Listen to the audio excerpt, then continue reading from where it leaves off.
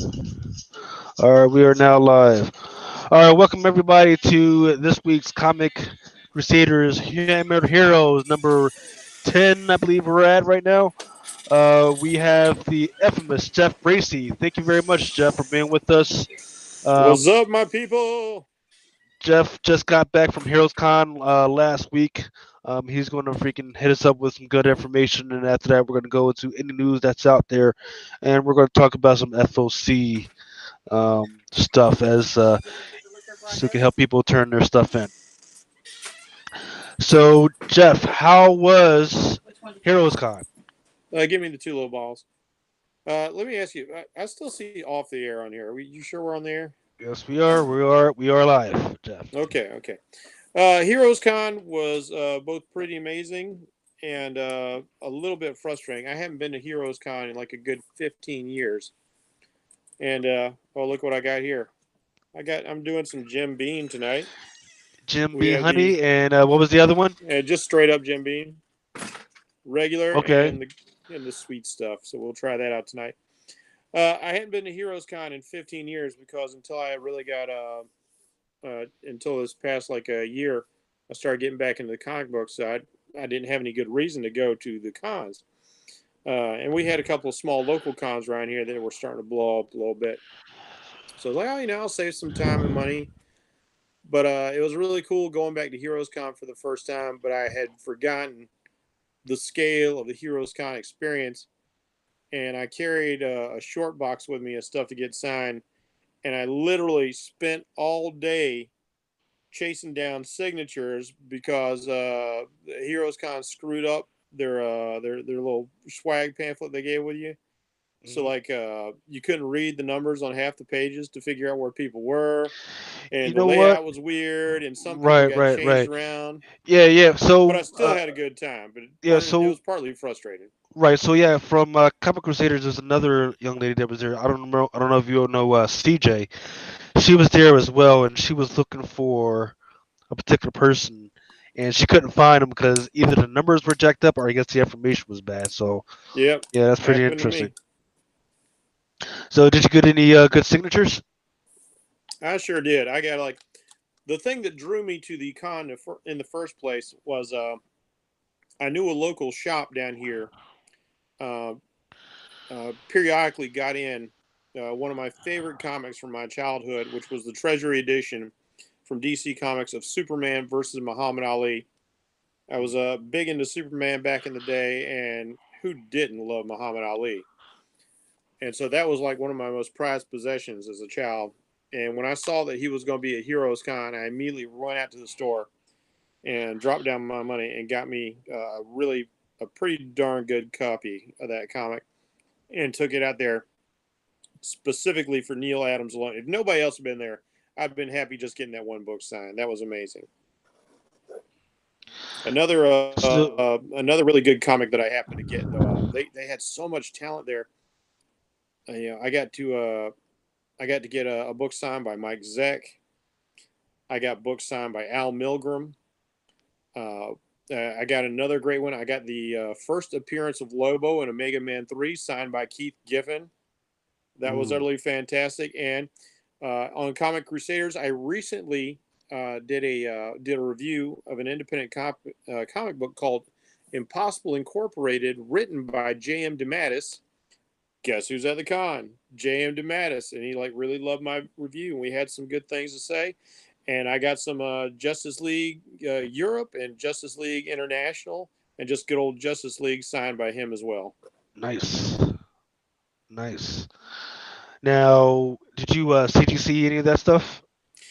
Hey, I so did. I got the Treasury editions. Unfortunately, are too big for CGC. They can't even grade them. They said like if we're not going to take it in that way, they won't even grade it, which was kind of a shame. But I did get a certificate of authenticity from Neil Adams, so I've got that.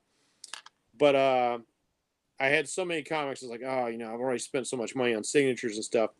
So I decided, like, if there's any one comic I'm going to get CGC, it had to be the first appearance of Lobo. So that Omega Man number 3 with Keith Given's signature is out there getting graded and pressed right now, and it's going on my wall of fame once it gets back home. Nice.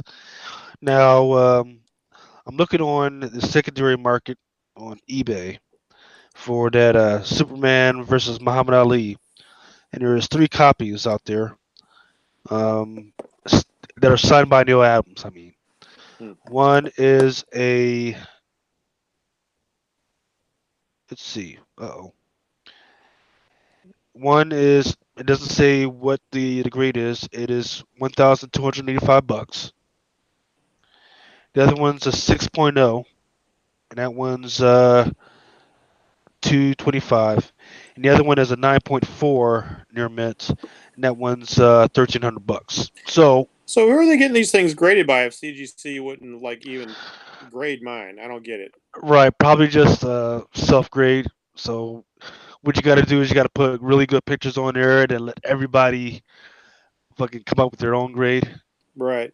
Well, that's not a bad turnaround for a $200 investment when you count the signature, the COA, and the price of the comic book itself. Yeah, it should be. Should be. I mean, there's got to be somebody out there that's willing to freaking take this thing and freaking encase it or something. Yeah. Like, come on. Yeah. At the very least, I'm going to get this bad boy framed up. Now you were. I'll do my own pressing. I'll figure something out myself. Seal it away. Hyperbolic, hyperbaric chamber. Now you were telling me earlier about Neil Adams was talking about like all the people that he had to put on the inside the photo. Yes. So what's really cool about Neil Adams is everybody who brought a comic for him to sign. Um, and like if you get something signed by Neil Adams, prepare yourself. He is the most expensive signature out there. He's going to cost you like a movie celebrity. I dropped $50 on his signature plus 20 for the COA. So don't be shocked. Be prepared. But he's a really cool guy to meet. Everybody in line who was there to see him, he had a story about each particular item that they brought for him to sign. Like, and his memory of the work that he's done is just really phenomenal. He always had some interesting facts and stories about each thing. And so here I am with my Superman versus Muhammad Ali, and I'm gushing. I'm telling him, I was like, oh, like you've got this amazing body of work, and you were one of my artistic influences growing up, one of my heroes. And I said, but when I come back to like whenever I think of you, I always think of this particular comic book.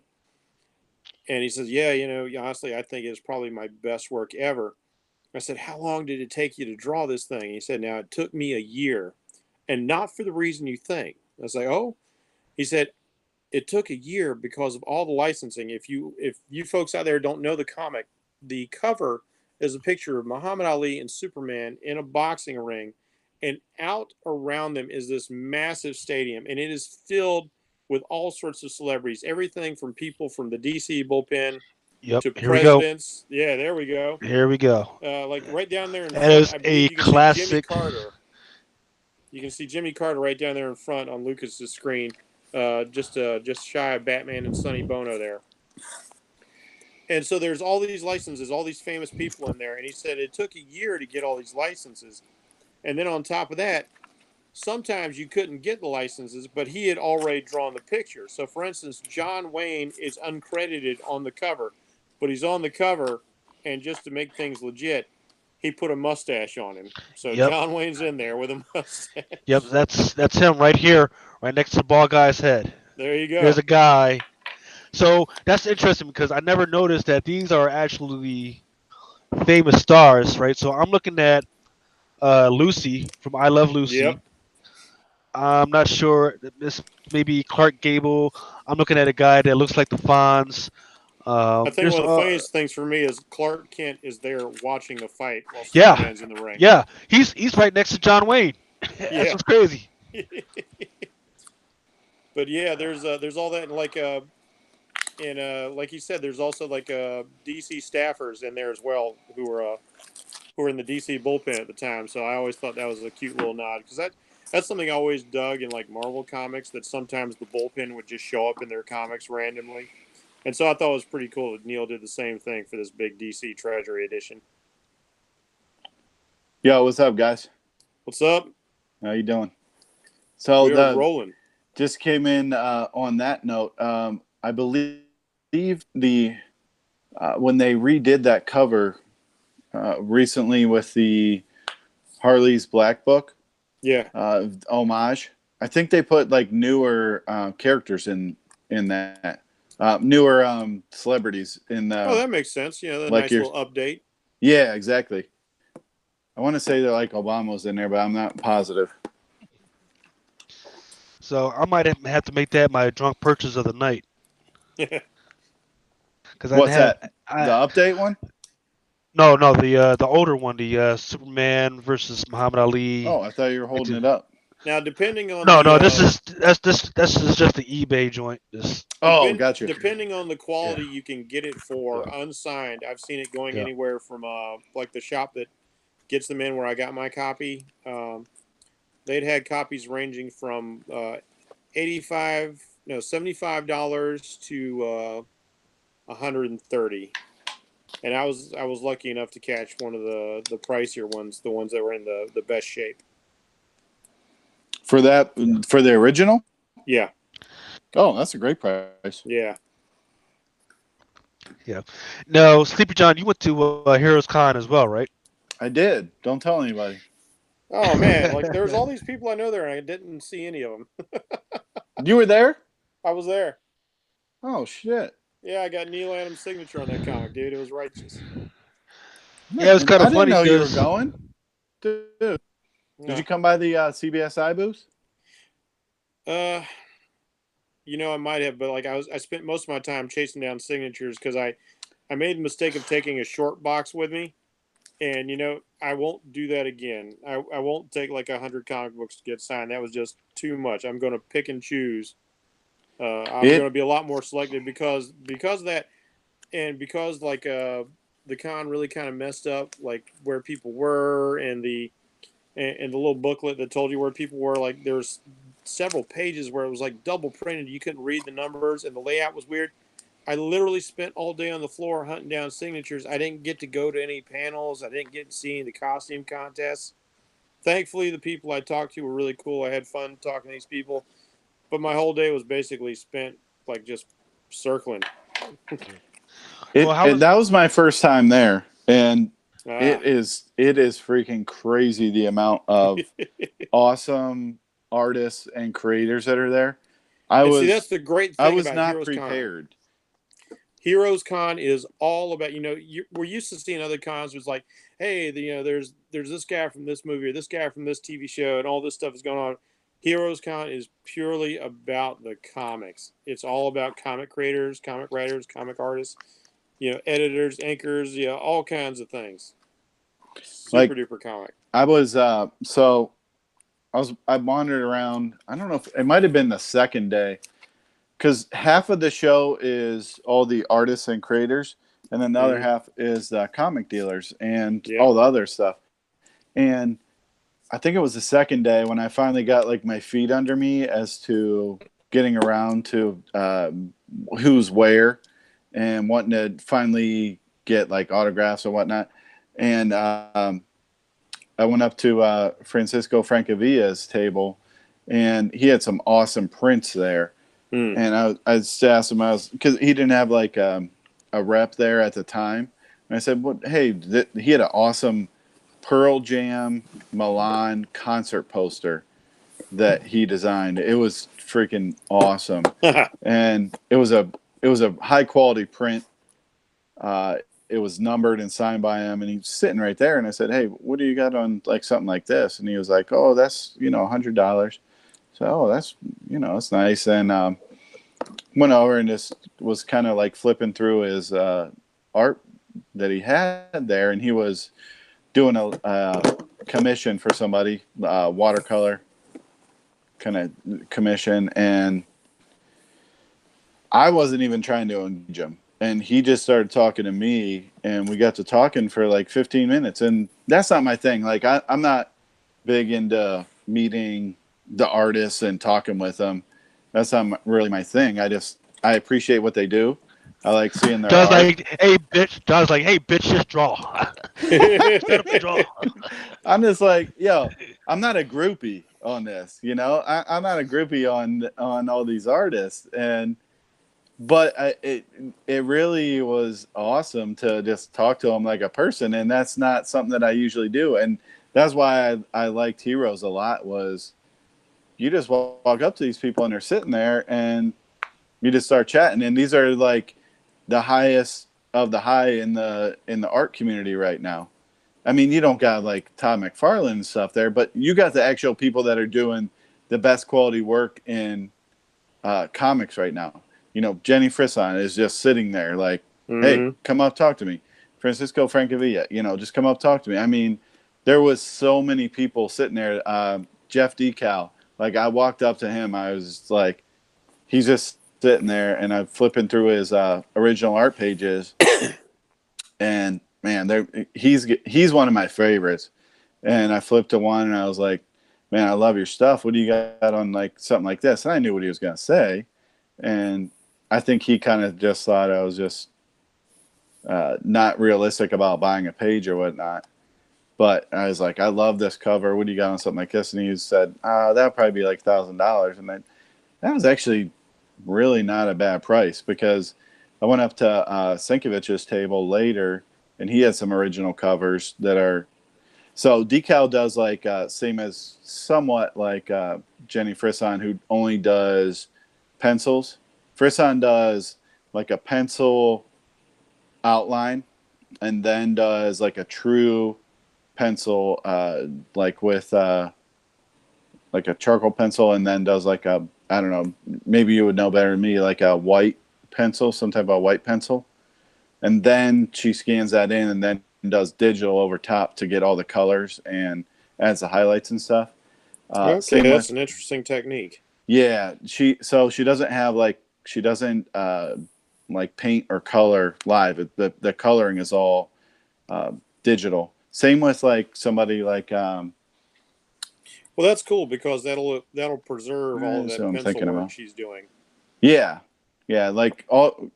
And the cool thing is, like, if you buy her original art, which is like, if you want a Wonder Woman cover, you're paying about $2,000, but Jesus. you get the original pencil layout, and then you get like the final pencils. But and she would probably, if you asked her, like, she would probably send you the digital copy too of the actual The finished rendered, art. yeah, the rendered copy. Same with like Decal, like he does all pencil, and then but he does like watercolor kind of overlay, or like brush overlay kind of stuff. And so Yeah. he has tones on everything, and it looks awesome. But then when you see some of his stuff, like his rendered covers are just ridiculous, but it's all digital at that point. But he wants, 1,000 for a cover. Commission's probably like 800. It's Man, just word. cool to see these guys work, and they do. Heroes Con does. They bring all these artists in, and they pay for them to come in for the most part.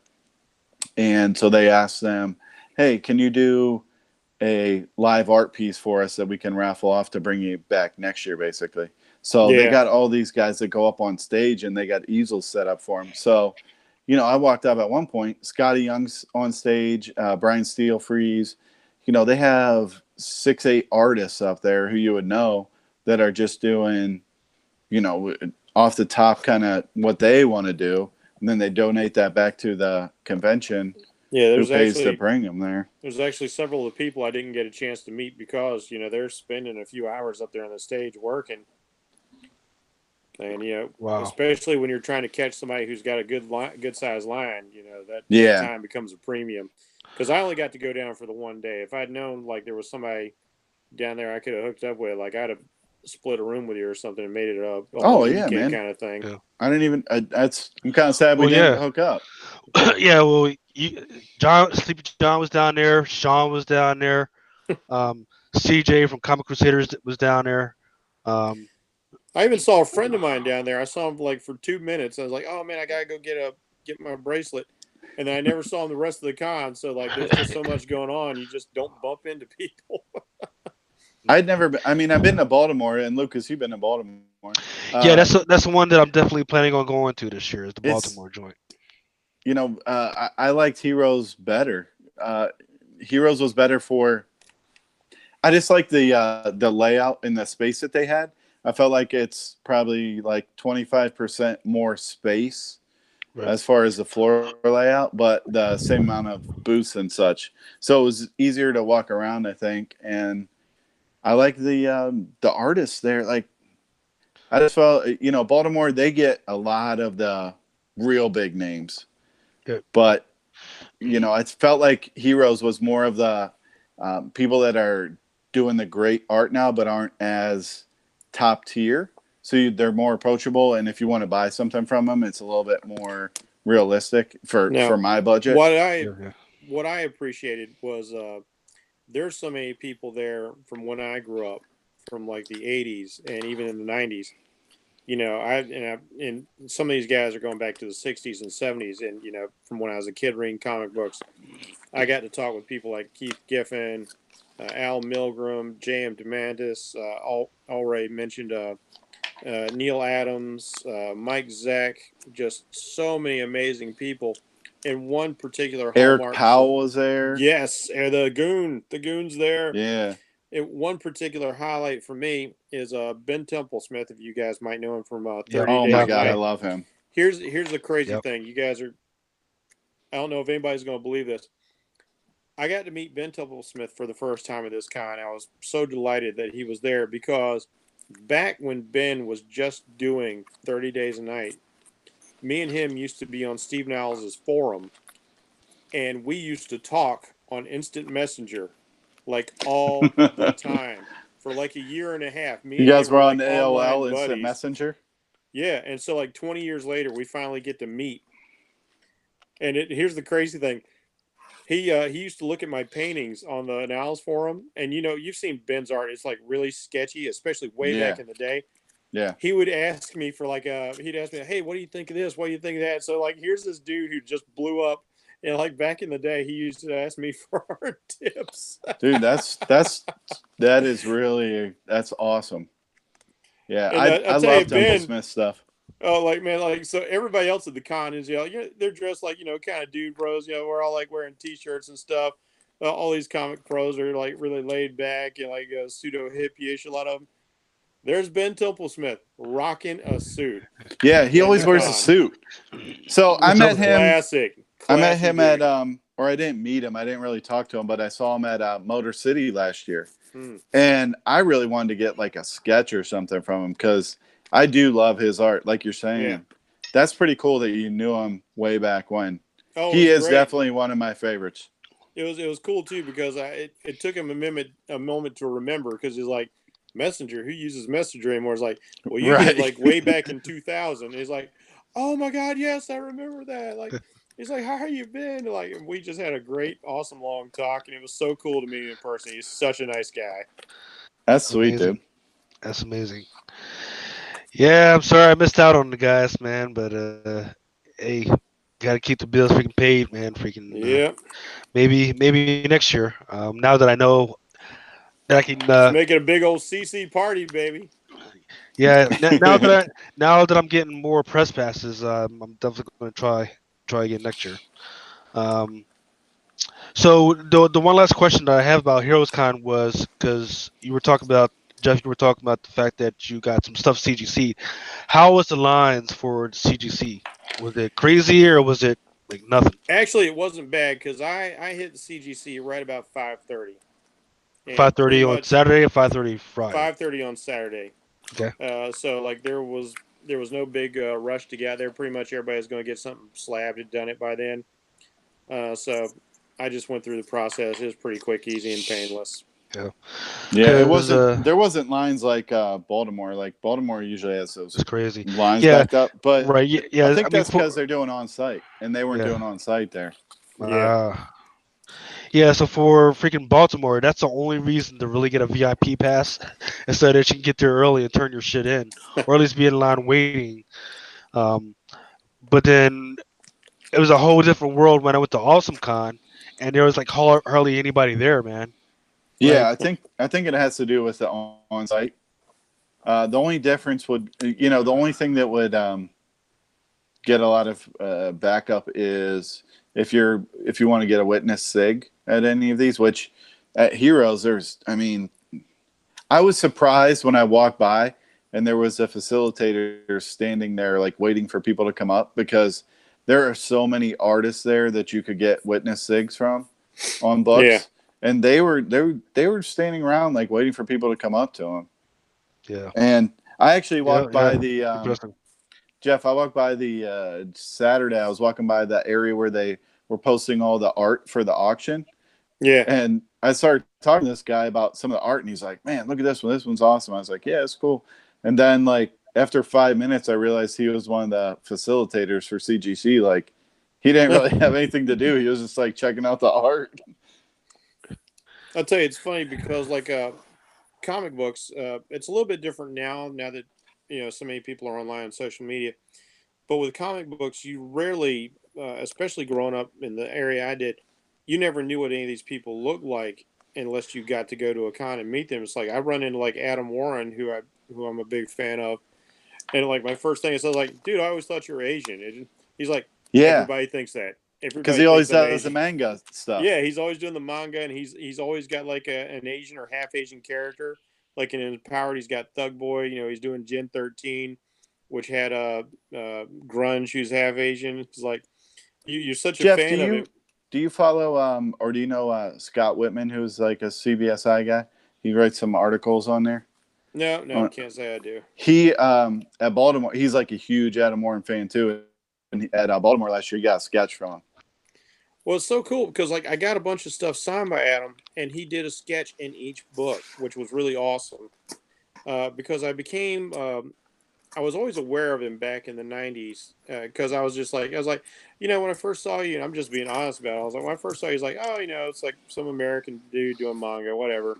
It's kind of cool, but I've seen like the real manga. I said, but when you started doing this book, Empowered, which started out as a joke, but in my opinion has become one of the best comic book series out there. What I have fallen in love with, what has made me a super fan, is his beautiful pencil work. Those of you out there who have never checked out Empowered, check it out. If you like his pen and ink work, that's awesome because he's great with things like Dirty Pair and Bubblegum Crisis and Gen 13. But really, check out this pencil work he's doing on Empowered. It is amazing and beautiful stuff. And I talked with Lucas about this just a little bit before we started the show. I'd also like to throw a shout out to legendary Marvel Comics writer J.M. DeMatteis, who I got to meet at the con. I had recently reviewed one of his books for the Comic Crusaders, this indie book called Impossible Incorporated, which is a fun science hero kind of book in the frame of something like the Fantastic Four, Challengers of the Unknown, Jimmy Neutron, Tom Swift, that sort of thing. And I gave it a really good review. Like he knocked it out of the park with that book. And he tweeted back at me. He's like, "Hey, thanks for the views." Like, dude, you and your team earned it. And I'll see you at the con this weekend. And I got to see him, and he wanted to tell us like how much he appreciated the Crusaders, like taking the time on an indie book to do a review. And I let him know, like, look, I get like anywhere from 6 to 10 comics to review. I read them all. I pick a couple, and yours was a standout. It had to be the one. So I had a really good conversation with him. And thanks for your time this past weekend. I'm done. Who's next? All right. Sweet, dude. So let's go through some comic book news real quick. So the Oh, so much news. yeah, It well, seems like there's always news now. yeah, there's always Mm. news. Oh, but we got some If big stuff has dropped lately. well, Robert Pattinson, who was officially confirmed as Batman, has now dropped out. What? I didn't hear this. Oh no, that didn't Are you take Yep, long. serious? he has now dropped out. The Batman Warner tour will no Brothers, what are longer. you doing? Are He you was no longer appear. serious? Yep. Why? Yeah, due to a filming schedule thing. Ah, okay, that's reasonable. What do you have going on that's bigger than Batman? Yeah, for real. Like, Some movie called The Souvenir. No, there's something else going on maybe there. maybe Why would he you give up just doesn't. Batman, which you I have got a like theory. I got a theory. multiple films going that you have the potential for? Okay, here's the theory. You know how actors don't like to get pigeonholed. He's like, I'm just getting away from Twilight. He's Makes like, sense. I You don't want to don't want to go. be Batman. Yeah. for another 10 years. Yeah, I don't want Yeah. to. I don't want to be like Michael Keaton and waiting for Birdman to come along before I'm doing anything relevant again. Right. Another 20 years later, waiting for Yeah. your Birdman. Yeah, that's Oops. garbage. All right, all right. Hold up. They just did a correction. They're not. He's not dropping out of Batman. He's dropping out Oh. of the other movie. It Ah, was like Oh. so. Okay. there He's you dropping out of go. the other That movie. makes sense Get then. that exposure. That's going to be big. That's going to be huge. Wait, who did the Yeah. correction though, Lucas? You or the website? The the website first was comic book DC correction, and now when you point to wherever they were pointing to, it was called IndieWire, who I've never really heard of. Oh, I've heard of Anywhere. IndieWire, yeah, IndieWire. IndieWire is talking about how he dropped out of Souvenir sequel due to scheduling conflicts exclusives. So that should be interesting. All right, who cares about Robert Pattinson? I don't. All right, let's see. I don't, but apparently he would be a good Batman. I don't know. I don't know. I'm willing to give him a chance because, like, who thought Michael Keaton would be good as Batman? Yeah, I that was don't knock anybody till I see him on the screen. Where the last person I knocked, Gal Gadot, proved me wrong. So I'm not doing that anymore. So there's photos out about the I guess the Black Widow thing is shooting right now, and it looks like let's see, and new photos might reveal that her co-star Florence Pugh is next in line to become the Black Widow. Yep, Yelena Belova. Yeah. Okay. So I'd wondered because like Endgame had kind of an homage to her when Black Widow dyed her hair blonde. Oh, okay. So this Infinity movie, War and Endgame. So it was like a little homage to that character. but this movie does not take place after Endgame. It takes Oh, place it's gotta be a around prequel. Civil War time, obviously, because Yeah. uh, uh, Scarlett Johansson's still alive. Right? Yeah. Yeah, it's gotta be. So, Because and unless that you was go, since Marvel's opened up the multiverse, the only other option is to pull her out of another world. yeah. I don't know that I hope they don't do that. I don't know that Marvel Studios is going to explore that as much as Sony or the Marvel animated universe will. Uh, there's really But they no have given reason to, in themselves my the opinion. option. No, Yeah, there's really no reason I to, in think my they should keep opinion. it that one through line, but they've given themselves the option. I mean, Mysterio is from another world, and that's happening in Spider-Man: Far From Home. But how much how much say does Marvel Studios have on that? That was Sony, chose to do that. Because they own most of the Spider-Man stuff. Oh yeah, the Sinister Six and all I those guys. I don't know why it'll be interesting to watch Far From Home and see why did they choose to get Mysterio from not 616. Like, what is the reasoning? Yeah. Yeah, I don't get that either. Although I will say I'm totally geeked out to see Mysterio on the big screen. I never thought in a million years that would happen. Well, I liked what they said recently was, and they also said it about, I think Keanu, was Marvel had been trying to get roles for Gyllenhaal for a long time, but they didn't have they were trying to figure out what role was best for him, and they couldn't find a fit. Same as Keanu Reeves, like they've been interested in him in a long time, but they didn't Yeah. know what would fit. And who knows what Keanu Reeves is still gonna do. I've heard he might be Adam Warlock. That's the newest one, yeah, and I think that's where things are trending. Okay. Well, speaking of all the Sony stuff, the other news that came out today was, the Silver and Black project that's probably dead, right? Hmm. But what they still want to do is they still want to do a Black Cat movie, so that's still in the works. Yeah, I thought Silver and Black was resurrected, although I don't There's know to what yeah, level. yeah, they're saying it's dead, but because what they want to do is they want to focus more on single character movies instead of But just pairing people together. that's kind of too bad because the Silver Sable Black Cat, like female kind of buddy, Right, like a movie would be team cool. badass. Yeah, Yeah, that would be very cool. I think so. And especially with like all this push for like diversity these days, that's a tremendous opportunity right there. I understand Yeah, wanting to do an individual film first, like maybe get one film out for each of them first. But yeah, I think they could have made a little bit of bank I off don't that see idea. why. I don't see why you wouldn't just throw them both out there at the same time. yeah. Yeah. They're saying we believe Black Cat is enough of her own character with a great backstory and a canon of material to draw from to justify her own film. See, but think about this. Think about this setup. How cool this would be. So Black Cat is a notorious thief, cat burglar. What if Silver Sable is hired to bring her in? Perfect setup right there. Because like regular cops can't handle her. I guess Spider Man's not available. You like get Silver Sable on the job, and then you give him a common enemy somewhere along the line.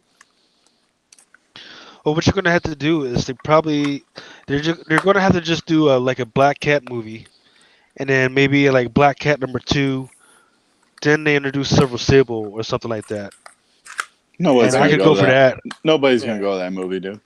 Yeah. You think people are gonna go to watch a Black Cat movie? Come on. Well, it's gonna be hard to swallow, especially after that whole Catwoman thing, the way they jacked that up. So Oh man, that was so yeah, bad. nobody's ever gonna forget the horrible circumstance of that one. Which So one? The that's Holly Berry one? The Halle yeah, Berry, bro. yeah, That was awful. yeah, I didn't even know that there was any dialogue. I just remember her crawling around. yeah. Like wow, like okay, what the fuck is that all about? Right. You took an Oscar award-winning actress and you fucked her up. Come on, man. I mean, she's But at a then, restaurant staring at the fish tank.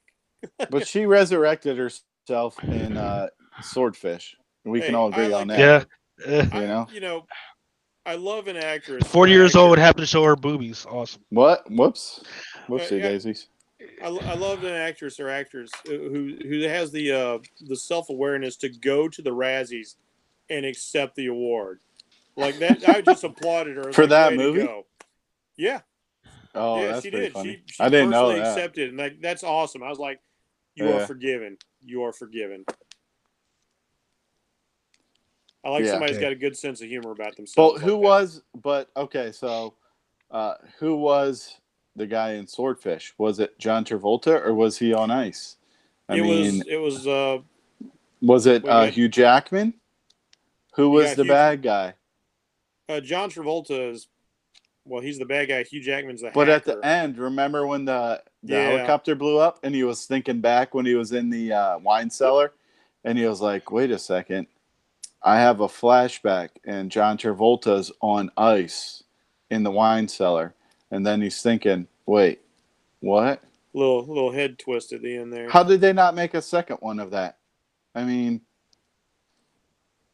did I Hugh don't know, man. Jackman? Sometimes good movies just don't get sequels. Oh, jeez, it was such a great movie. That movie still holds up. You go back and watch that today, you're like, whoa, this is pretty crazy. Talk about crazy movies and twist. J.J. Abrams.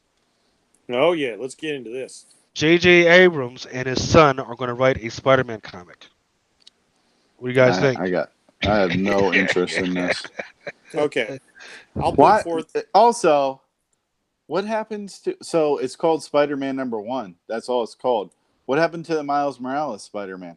It's just that's the Miles Morales series as Spider-Man. Does that no longer exist? I don't know. Who knows anymore when it comes to Marvel I and know. That's titles. why I'm like, okay, so there was a series, and it was multiple series because they always do the reboot for no reason. It was just Spider-Man, and that was actually ended up being Miles Morales series. Yeah, I like look And my it's only Marvel pull six list. issues, by the way. It's a limited series. Yeah, my Marvel pull list has dropped down to Darth Vader, and only recently did I start picking up Silver Surfer Black because that looks interesting, and the art by Trad Moore is just so strange and psychedelic, and yet it's working. I'm like, I'm into it. I'm sold on it. Are you? That's cool. Yeah, A lot of yeah. people Like, don't like his stuff. I checked it out and I was like, wow, this is, it's really out there, but somehow it fits. It works, especially because he's going to this weird altered dimension, and we got that epic shot of the Silver Surfer's taint. So like, what's not to love? I haven't read it. Oh yeah, there's this great Oh, spread where like Silver oh, Surfer's jeez. literally like it looks like he's stepping over your face, and it's like, hey, Oh, Silver Taint. There you go. He doesn't have. Somebody's making a statement there. He doesn't have genitalia. He's a being. He's a Ken doll. What? But Isn't Treadmore the one that does Little Bird, the Image comic, or is that somebody different? I'm not sure. I haven't started reading Little Bird. I've got issues to read. I just Little haven't Bird gotten is around to like it yet. super detailed, weird indie comic kind of art, and I thought it was the same guy, but not from what I've seen from Silver Surfer. It doesn't seem like the same guy. But I'll tell you what, like right off the bat, like looking at the cover for it, he's the Silver Surfer's got like one hand up here and he's got this other hand out here, and I can't stop looking at that hand in the foreground. It's so beautifully Dr. Jellyfinger rendered. coming at you. Oh, I love it, man. It reminds me like some of the books that I learned how to draw off of were Byrne Hogarth's Dynamic Anatomy. And I'm looking at that hand and I'm seeing Byrne Hogarth in there. And I'm like, wow, this is beautiful. I'm just mesmerized by it. So You like the cover of that? Yeah, I love it. I do. I don't know. I do wish there was a little bit more of an outline around the black hand, but like that hand in the foreground. And ever since they launched that Silver Surfer title back in the 90s, I love it when people give the Silver Surfer these crazy big eyes, because I like how it adds a little bit of like extra inhumanity to him. Like he needs to look a little bit different than us. I like that. Yeah. I kind of think of him like more now than ever. I don't know why, because maybe I just finally got caught up with Watchmen, a few years back. I feel like he's more like a Marvel's Dr. Manhattan. It's not in terms of powers, yeah, but just in terms of but that view how of he humanity looks as and the how other. like how he acts, and like you read Infinity Gauntlet and it's just, oh, this dude, he can pretty much beat anybody. Yeah. Since I've managed to get us off track, let me pull us back on. Now, as to J.J. Abrams writing Spider-Man, I'm actually not 100% opposed to it. Now, I understand this is like just another kind of gimmicky thing. And, JJ's like, hey, let me see if I can squeeze my son in here, a little nepotism, that sort of deal.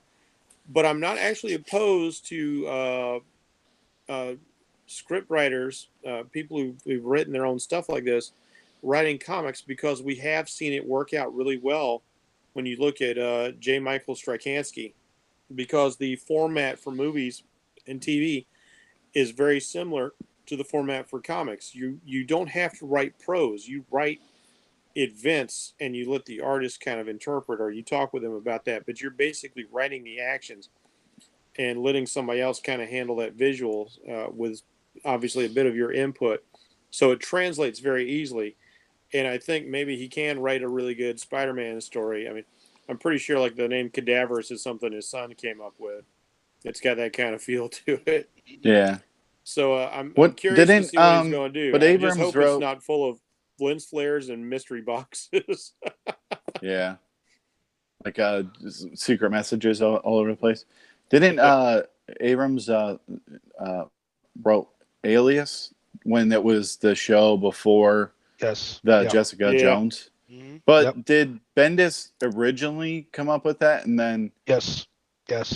Okay. Yep. So Bendis originally came up with Jessica Jones Alias, and then Abrams converted to the TV show that didn't really which take off isn't too much. Surprising, because Bendis was writing like crime fiction, and then that was his whole thing. He wanted to do crime fiction, and the closest thing he could get to start with was like Jessica Jones. I'm surprised he still writes comics, honestly. Why doesn't he just go to TV shows?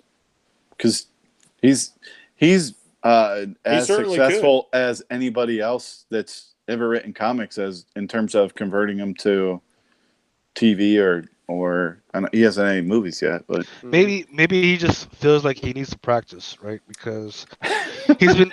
I would just be going where the money is. I figure there's more money in I mean, how many Transformer movies can you make? How many freaking Ninja Turtles movies can you make before you want to go back and try your hand? Michael Bay. Yeah, Michael Bay's like, I got fireworks for days, man. I got fireworks for days. You want to keep doing these Transformers, Ninja Turtles? Okay. So here's what I'm looking at as far as this TV stuff. Lost, which I loved. Agents of S.H.I.E.L.D. Undercovers, never heard of. Homeland. Abrams wrote on Agents of S.H.I.E.L.D.? Yeah, apparently. Just was it just one episode though, or something? Because usually those Uh, kind of shows they don't. says since 2013. I Hmm. find that hard to Since believe that he wrote all 2013. those. Yeah. Sometimes they just So bring those people in to do one or two episodes. that's Yeah, like true. Kevin So Smith has been doing with like Supergirl on the CW. He's come in and spot Yeah, directed and written and an same episode with here and there. directors. They do like, which I don't understand. They'll have like one director come in do a couple episodes, and then they bring somebody else in. It's weird. Yeah, I now I remember Go didn't like I, on. I didn't know he wrote for I Spy.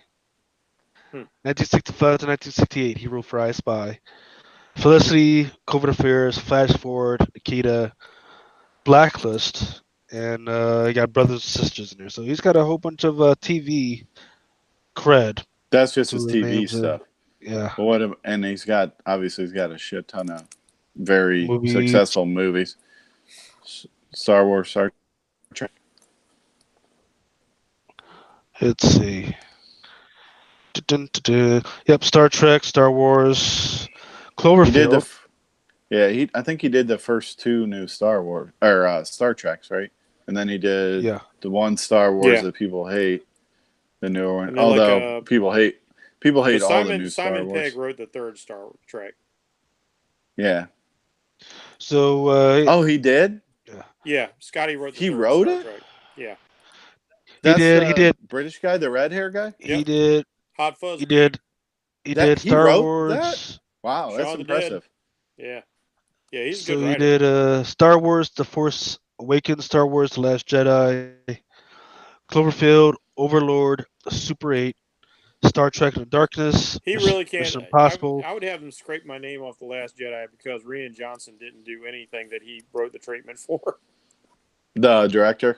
Yeah, Ryan Johnson or Rian or Ryan, however you pronounce it. He Yeah. just did his own thing. It's like screw all your plot lines. Mm. So basically, all the newest Mission Impossibles. Oh wow, I didn't know he'd done all those too. Uh, Joyride, which is a horror movie. Oh yeah, yeah. Uh, Yeah, Six like Degrees of his Separation. TV stuff is, he had Lost, and that kind of put him on everybody's map. Mm-hmm. But now, I mean, Oh shit, he any did all the any Joyrides. any giant movie, he's done a lot. I mean, he's got to be one of those current writers where it's like, I've done, multiple $1 billion of box office movies. What do you got? Yeah, and then he He did can the pretty newest much Men in write his Black. own ticket. Which is weird that he would be writing a Spider-Man comic. Does that seem weird? Except, like you're saying, Well, like to bring his son in. yeah. It might be because his son's only credits, as far as I know, has just been working as as some sort of production assistant or Well, he's something. only 20 years old. Yeah. Like, I mean, what could he have done at this age? Not much. So it kind of feels like Daddy's throwing So him a bone.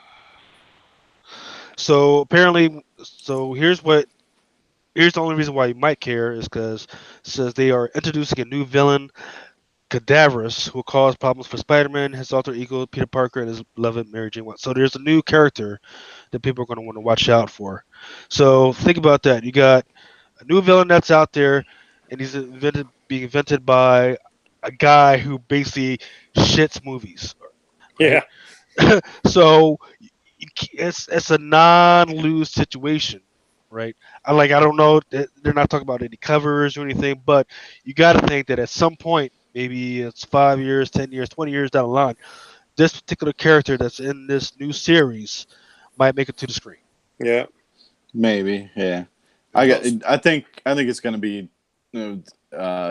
Amazing Spider-Man #1 all over again with 750 variant covers by every store available. I mean, honestly, speaking of variant the covers, cover they released by Oliver Copiel, who's the artist for the series, Mhm. I think it looks terrible. I mean, he is That's way good. better than what I like his work Yeah, usually, and his Thor stuff it was doesn't look amazing. good. Yeah, exactly. It looks nothing like that. It looks Mhm. nothing like that kind of. Yeah, I don't know. It's weird. Yeah. Speaking of variant covers, are you guys aware that Marvel has been throwing out some secret variants? Yes. Yeah, And like, what a So weird idea! I talked to Cullen Bunn at Heroes Con about that, and I was like, because I had him sign his Venom this variant cover with like the blood splatter on it. I was like, Yeah. dude, do you know what's going on? And he's like, I don't know why they're doing it. It seems like a waste of an opportunity to make some money. And like Right. I talked to my LCS guy. He's like, if I'd known they were throwing out these variants, if the customers knew, I'm sure they would have ordered more. I would have ordered more. That's Yeah, why they Stuff do like it though. that. yeah, They've yeah, done secret variants for a while now. yeah. Okay, But because like the last two that they did, it's kind of pointless because if 50% of those are secret variants anyway, then what's the freaking point? Do you But know what the difference was though? what's that? Besides the trade, it had an extra page in it that related to the Absolute Carnage coming out.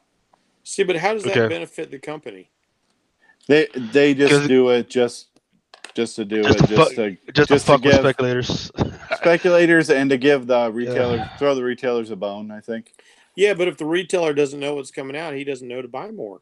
Well, Well, retailers yeah, that's the look through point. their Yeah. stuff and they pick up on that sometimes. Like Yeah, because like my Venom, retailer, my guy say didn't like know. Venom 7, they had that tongue variant. Like Yeah. Mm-hmm. retailers, when they go through their orders and they're doing like their pull lists and putting them in their boxes and stuff on Tuesday, some of them get, they get enough where they're looking at the covers as they're going through them and they see, wait, what the heck? This one looks different. And then it gets out on, Tuesday night or whatever. And then Wednesday, Yeah, but by they're then able it's to too late. charge You've more if already they made want. your order. Oh, no, No, no. I don't, Yeah. Yeah. but It's not. I mean, the it wouldn't retailers be, didn't get charged more. it wouldn't be worth anything if you knew that you could order it. So I think like somebody like Midtown, they're going to jack the price up on that. I'm not really of the opinion that the local shops should charge more the day that it comes out, Well, I'm just saying, like but I don't have I a know problem my with them guy. holding He them would have back for ordered. like the regular customers and giving them He to would have them. ordered But more of those books, expecting people to want them. He's like, instead of only got yeah, like but two copies each. they wouldn't be worth anything if people knew that they were if people wanted them. Like that's the Yeah, that's but the whole there's game. always going to be people who hunt for variants, though. Yeah, but that's the whole game. Like there's no what you're buying is the scarcity, the demand. I If get that, but it sort of puts him in the same boat as the speculator, as opposed mhm. to being somebody who puts it in the hands of the customers. Yeah, absolutely. I don't know why they do it. I agree with you, except to just change things up a little bit. Yeah. Because, what's Marvel plays that game, you know, exorbitantly. DC Mm-hmm. doesn't do stuff like that. Yeah, Marvel does it every 2 months, they have something like this. Whether it's usually these secret variants that they put out that are 1 in 10 or whatever. They never really tell you how many. Yep. Is it one per shop? Is it 1 per 10? Whatever. Or they'll send you one per store variants, etc. yep. The last person I can remember doing that besides Marvel was Image. Image Image. did that with the Spawn. Yeah. Yeah, the thank you variant. I just Well, Or there's the the. pink signature variants. Yep. I just happened to. Oh yeah, he was talking about those too. I just happened to snag a couple, so now I got two of these secret variants signed. One by Colin Bunn, one by Greg Land. Which Nice. which Cullen Bunn did you get signed? It was the Venom. Is he's writing on that now? Yeah, Oh, is Kate's not, or Kate's took a break? Kate's is off that book. Oh, he is completely. I mean, I didn't know. as far as I know. So he 'Cause- moved. He's doing that whole Carnage thing, and he's yeah, on Silver Surfer Black. So yeah. Right. I Yep. didn't know that though. That's cool for Bunn Because because I think maybe Kate's finished up his arc when the symbiote Eddie kicked the symbiote off and it left him to go on its own. yeah. So I think maybe that's where Kate's ended his arc there. Well, yeah. I mean, because with the whole Silver Black What thing, up, Nico? it's You all. handsome devils. Why, thank you. All right. Freaking Nico came in just as we're getting ready to start the whole FOC portion a little bit. But Nico's favorite yeah, part. yeah, while we're getting ready to talk about, so but I had one last news thing that I wanted to talk about, and it's actually bad news. Is it Vertigo? No, well, no, I don't, I really, because that's something that I've been following for a while, so that's not really news to me. But there was this asshole who broke into the Mile High comic book store in Denver. In Denver, he got caught, and he stole $42,000 worth of merchandise. Oh, jeez. Yeah, I wish The- I could. I wish I could get my insurance claim to mile high prices. yeah, to to include the first Avengers comic book, the first Iron Man book, and a rare autographed Spider-Man edition. Oh man. So, And congratulations, and asshole! You their got caught. New Mutants '98 for $1,000 raw, which a 9.8 doesn't even sell for $1,000 raw anymore. Yeah, No, did you hear who he was though? He actually used to work for them. really? Yeah, he got arrested. Motherfucker. Yeah, Inside job. Yeah, he got yeah, I arrested didn't know that. today or something or He's just yesterday. sitting Yeah, there every day, just staring at that wall. Must have. Well, it's weird that Must he got. have. I don't know how you get caught, but maybe probably try to sell that shit on eBay or something like that. I don't know that they said how he got caught. They just I didn't say. He's probably I just stupid. He probably left found that. fingerprints all over the place, or they had cameras outside that happened to catch him. Well, Something lame, I'm sure. Chuck sent one of his infamous emails out as to like he was doing yard work outside or whatever, and he found like a hammer and a crowbar and stuff outside, and he was like, "What the?" And like he took a picture of it and like told the police, like maybe this guy left these behind. It was really weird. They were like brand new. Like, if you what's guys that? have never tried this, Jim Bean honey is awesome. I see you sipping on that. Man, You're you gotta liking give it, this huh? stuff a try. That is great. Nico will be having that tomorrow, probably. Well, glass I'm a of that. teetotaler.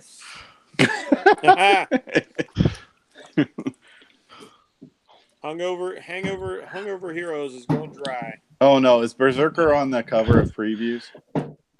Yes, he is. I thought that had like a little bit of potential too for value, but it might be a good read. I just now that I see that. So before we start, did you guys? Was there? What the hell, Wildcats? Yeah. Yeah, jeez. I just won't give Under that one what? up, will it? DC? There's that DC? Neon Future that you love so much, John. I do love that. Has anybody been reading it? No, I haven't even gotten a copy yet. Yeah, Is me that- neither. Is that Black Mana 2.0 on the cover there? It could be that robot from the Power Rangers, Alpha. Hmm. His big brothers. No. Yeah, the Daring Is that a Devil. Priya? So this one's a little weird. Gail Simone. No, never mind. No, it's Yeah. gotta be Is that Prio cover though? Oh, Gail Simone, you're like, nah, I don't need to Never read mind. that. She's Don't going need to to make him read that. transgender So- or something stupid. Wow, geez, Jeff, have an open mind, man. Dude, So like I was, let me tell you, my last, I never liked her Batgirl. I liked some of Yeah. the other stuff she wrote, and then I read the Plastic Man series she did earlier, and I was really digging it. The first two issues I was really into, but she just couldn't hold on to it, and she started just, it just got so bad so fast. I've got all the issues, and like I didn't even read like the last two. That's how much I started hating it. I just want to know why this It's got dude's very these- political. Why What, he's he's got his what? underoos, reverse underoos on? Is that what you're talking about? With a belt? Yeah, why does he got metal thorns around his junk? What is he holding in his hand there? Because he's A a boomerang? Yeah, that is a boomerang. Jesus Christ. Dude, that dude will mess Yeah, I think you his up. balls are hanging out. Can we go on to the next picture? Hey, he doesn't There have you a go. blue There ball, you he go. has Balls a are blue showing. ball. Hello, Your balls young are lady. showing. Yes, indeed. Dude, Pardon me, they sir. are Your killing- testicles are hanging out of your shorts. Now this is. I think Jeff They- wears shorts that are that short, right? Jeff was at the gym earlier. It's like for the ladies. Dude, this ladies, they love Vampirella them. cover, they are Oh. killing with variants. They have Oh. about 17 of the same damn drawing in It's different colors heart-wrenching. and stuff. Can't help themselves, man. That's No. beautiful. I love how like the blood cascades to make her a traditional bikini. Yeah. Apparently also Fantastic. this was Amen. there was a previous cover that looked somewhat similar to this from probably like the 90s or something. Yep. Not nearly as good as Archer, This'll, but it was the same idea. This will be the one that Christopher Priest is writing, right? No Yes. clue. Yes. It says from Christopher Priest and Ergun Gunduz. Is that going to get a lot more people to read it, or are they going to just keep I don't know, rebooting them every Christopher time? Priest has some cool ideas. I'm looking forward to seeing what he's going to do with it. They reboot Vampirella like every 2 years. It's a new Vampirella. I don't know. I just have no interest at all. History in the making. There you go. I love it. 300. Man, Todd McFarlane is so loving this. What the heck is this? He's like hyping it up as much as he can. He's got to pay bills like everybody Might else. as well. I don't know what this is. That looks like some type of Karen Gillan and And buy 'em. Omni. Social what is justice. that? It's H1. Social justice warrior, superpower surgeon, badass. No What fucking thing. label? Nope. You already label? lost me. Well, because he Yeah. said social justice warrior. Yeah. Yeah, I'm What- just, what it's label is already this? out. It doesn't What, even say. That's what's fucked up. What's down in the bottom there? It looks like Aftershock or something. There's already enough social justice BS in comics without you having to put it right on the cover. Yeah, Yeah, I don't see. I mean, I agree. I don't know that you need to just come out with that Yeah, straight because up. it's too bad because the art Mike looks McKeown cover. Yeah. Care less. It's already dead. Wait, Oh, wow. Charlie's Angels? Charlie's Angels. Wow. Hey, they Wow. brought back the $6 Million Man. Why not Charlie's Angels? Charlie's Angels and the Bionic Woman, #2. How did it make it past #1? I didn't know. Wait. I didn't even know there was the Bionic Woman #1. I read the Bionic Man #1. I read that. It was stupid. Didn't like it. Yeah, that was unfortunate. Yeah. James Bond, Red Sonja. There's too many damn ads in this freaking thing sometimes. I'll tell you that much. I'll tell you the James Bond, like the young James Bond, like that I had to read in my poll. Yeah, I thought you liked CC. that, didn't you? That was pretty darn good. I like the idea of like seeing James Bond before he's literally like 007. Yeah. I know. I mean, you got to do something different. I mean, I think that is like a cool story that should be told and people would read it. Actually, I remember how. Let's see. Let's go to the Marvel catalog. I remember because last time that freaking Marvel doesn't put their shit in there. All right, so here we go. We got Strike Force. Anybody care about Strike Force? Is it Strike Force What is Moritari that? by any chance? Yeah, Strike Force Moritari. Really? It's coming back? Let's see. Give us a picture so we can see. That was a pretty well received. Because I liked Strike Force series. Moritari back in the day. That great art by Brent Anderson and geez, who wrote that? Was that James Mattis? Charles Bronson. No, is my name off? So written by T.D. Howard. Oh, I guess I gotta freaking share with you guys. Shit. Let's see. Stop. And then we gotta share. And yeah, share this one. Here we go. Share. Here we go. All right. So. Oh, okay. It's not Strike Force Moritari, but still. What is? So it looks like we got Blade, Spider-Woman in her good costume. Thank you, Jesus. Probably Son of Satan by that, or maybe Santana. Who's that in the background there? Is that Angela? I think so. And Winter Soldier. Yeah, so this is looking like when they were doing the X-Men kind of Black Ops thing. Looks like that's what they're doing with this. Because all these characters are hardcore. So wait, isn't Blade part of Savage Avengers, or am I mistaken? You're not mistaken. I guess he's going to start doing the Wolverine thing, popping up everywhere. Jeez. Who knows? Maybe they're gearing up for a Blade TV series or a movie soon. There's no question about it. He's in the mix for sure. Yeah, I hope we don't get him on Hulu. You know what I mean? Like, Well, he's gonna be on the Spirits of Vengeance Hulu. But you didn't like the House of Chthon back in the day? oh, buddy. What's the fucking weird show they have on there where like they like put all the women in internment camps and turn them into like breeding machines? Handmaid's Tale. Handmaid's Tale. Yeah, I mean you can give it all the fucking Emmys you want, but like I don't want that away from my Blade. I want like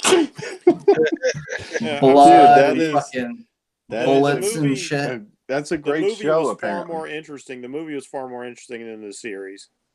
But what made it interesting was it Wesley Snipes or was it Steven Dorff? I mean, yeah, it's a rhetorical question. Can't answer. Yeah, there's no good answer. But the point is, Yeah, I hope we get a major Christopherson. motion picture. I fucked up and sold every Dracula pen I have too. I literally. What's the red-haired guy's name that lost the guy's hand cut off? Oh, Ooh, good question. The guy's good too. He was good on the TV show that he had. yeah, where he's that He's a dad. Private Eye. No, you guys think Cates is going to pull this off? He was on Gotham. Oh, I didn't catch him on Gotham. What were you saying about Cates? You think he's going to pull this off with Absolute Carnage? Bring all the stories together? Dude, it's such a crap show.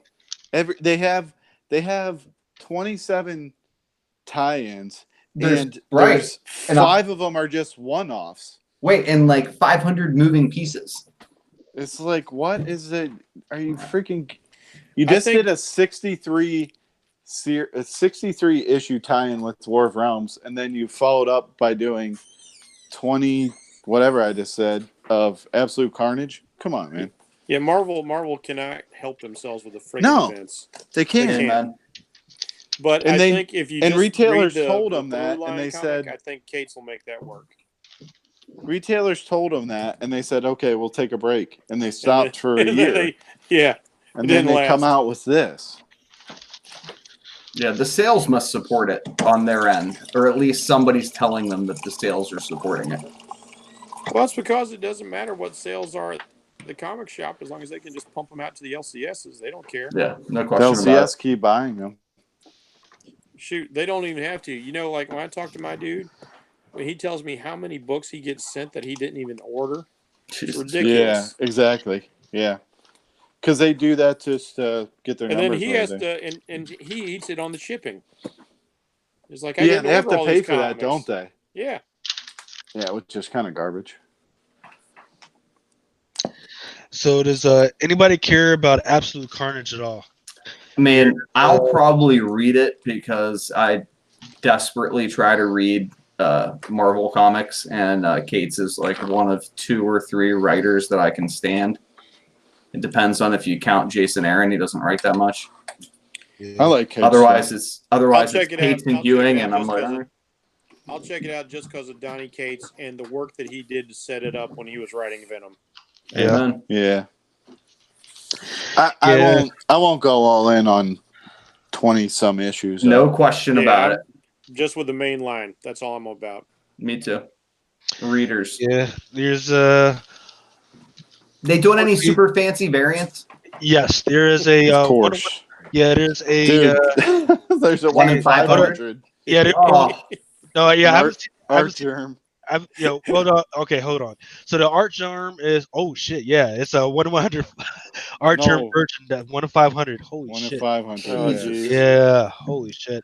You can get one from Discount Comic Book Service for $2,000, right? Are you serious? No, I'm just kidding. Are you just kidding? No, that was. But that's how their numbers are, though. Yeah, they're like, I got to pay for this somehow. I'm just gonna mark it up to cover the cost of all of them. Dude, they're brutal, man. I remember back in the day, you used to be able to get variants from them. It was awesome. Get them. They'd send them in like My Light 2s with like fullbacks, and they'd come in. They started getting burned, and they started canceling you and everything, and they would send you an email. Now you just pay for the books. Like they would send you an email that said like if you bought 2 of them, they're like, We are not a comic book reseller. We have flagged you as a reseller because you ordered 2 copies of a book. You are hereby flagged. Like, just freaking charge the right price, then, dude. Yeah. Don't sell them if you don't want to charge for it. So now there's a 1 of 25 Granoff. I'll buy that, and Worthless. and there's a Delato. That's 1 of 25. I'm a Delato a homer, so I'll buy that. I would buy all of these in 1 year after they come out because they will be all worth nothing. Yeah. Same thing for the House of X, Power of X. Wow, coming out. I'm excited to see what the print run on that thing is going to be because They're 1 in 500s too, right? Oh, yeah. And is Are this there? the previews that has the Marvel Right. 1000? So here, In so it? yeah. Yeah, it is. So the interesting thing is that the House of X 1 of 500 and Power of X 1 of 500, those are not inside the previews, right? If you got that late mailer, then and your store got that late mailer, then and they were paying attention to that stuff, then they'll get it. But if they didn't, then they won't get it. So Who's the artist on them? It's not Mark Brooks, is it? I don't know if that even came out. Like who's the artist on them? Yeah, I For looked the at for No, the no. It was Hickman. It's a Hickman version, I believe. Okay. he's the writer. Mark Brooks is the artist for the regular covers. and this is the Marvel 1000 preview too, you guys said? Yeah, it is Yes. in it. Yeah, I think same month. is that a 1 in 500 as well? Which one? The Mark Brooks? They've got 2 like big ratio variants on the. They're doing every decade variant. Right, okay, but there's 2 that are like big. And the reason I say that is I looked at Discount Comic Book Service and they've got them for literally I think it's like $300-400 and I was like, holy shit. So let me run through that list for you real quick. Let's see, is there Jesus. on here?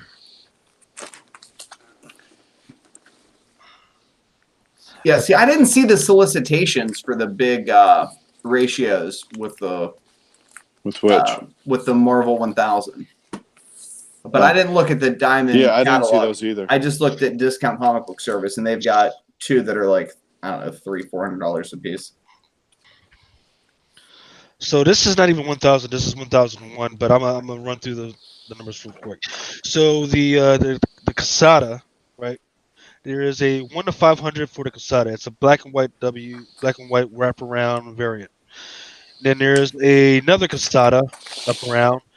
It is meet or exceed 200% of your normal orders, and there's a Gelato out there as well. Same thing, meet or exceed your 200% of your normal order. Man. So what that means is that you might want to close up to some of those smaller stores because if the smaller stores they order very low print runs, sometimes those meet 200%. It's a lot easier for those guys, right? Yeah. So Eddie Huck Lee, same thing, 200%. J. Scott Campbell, 200% variant, right? Pass.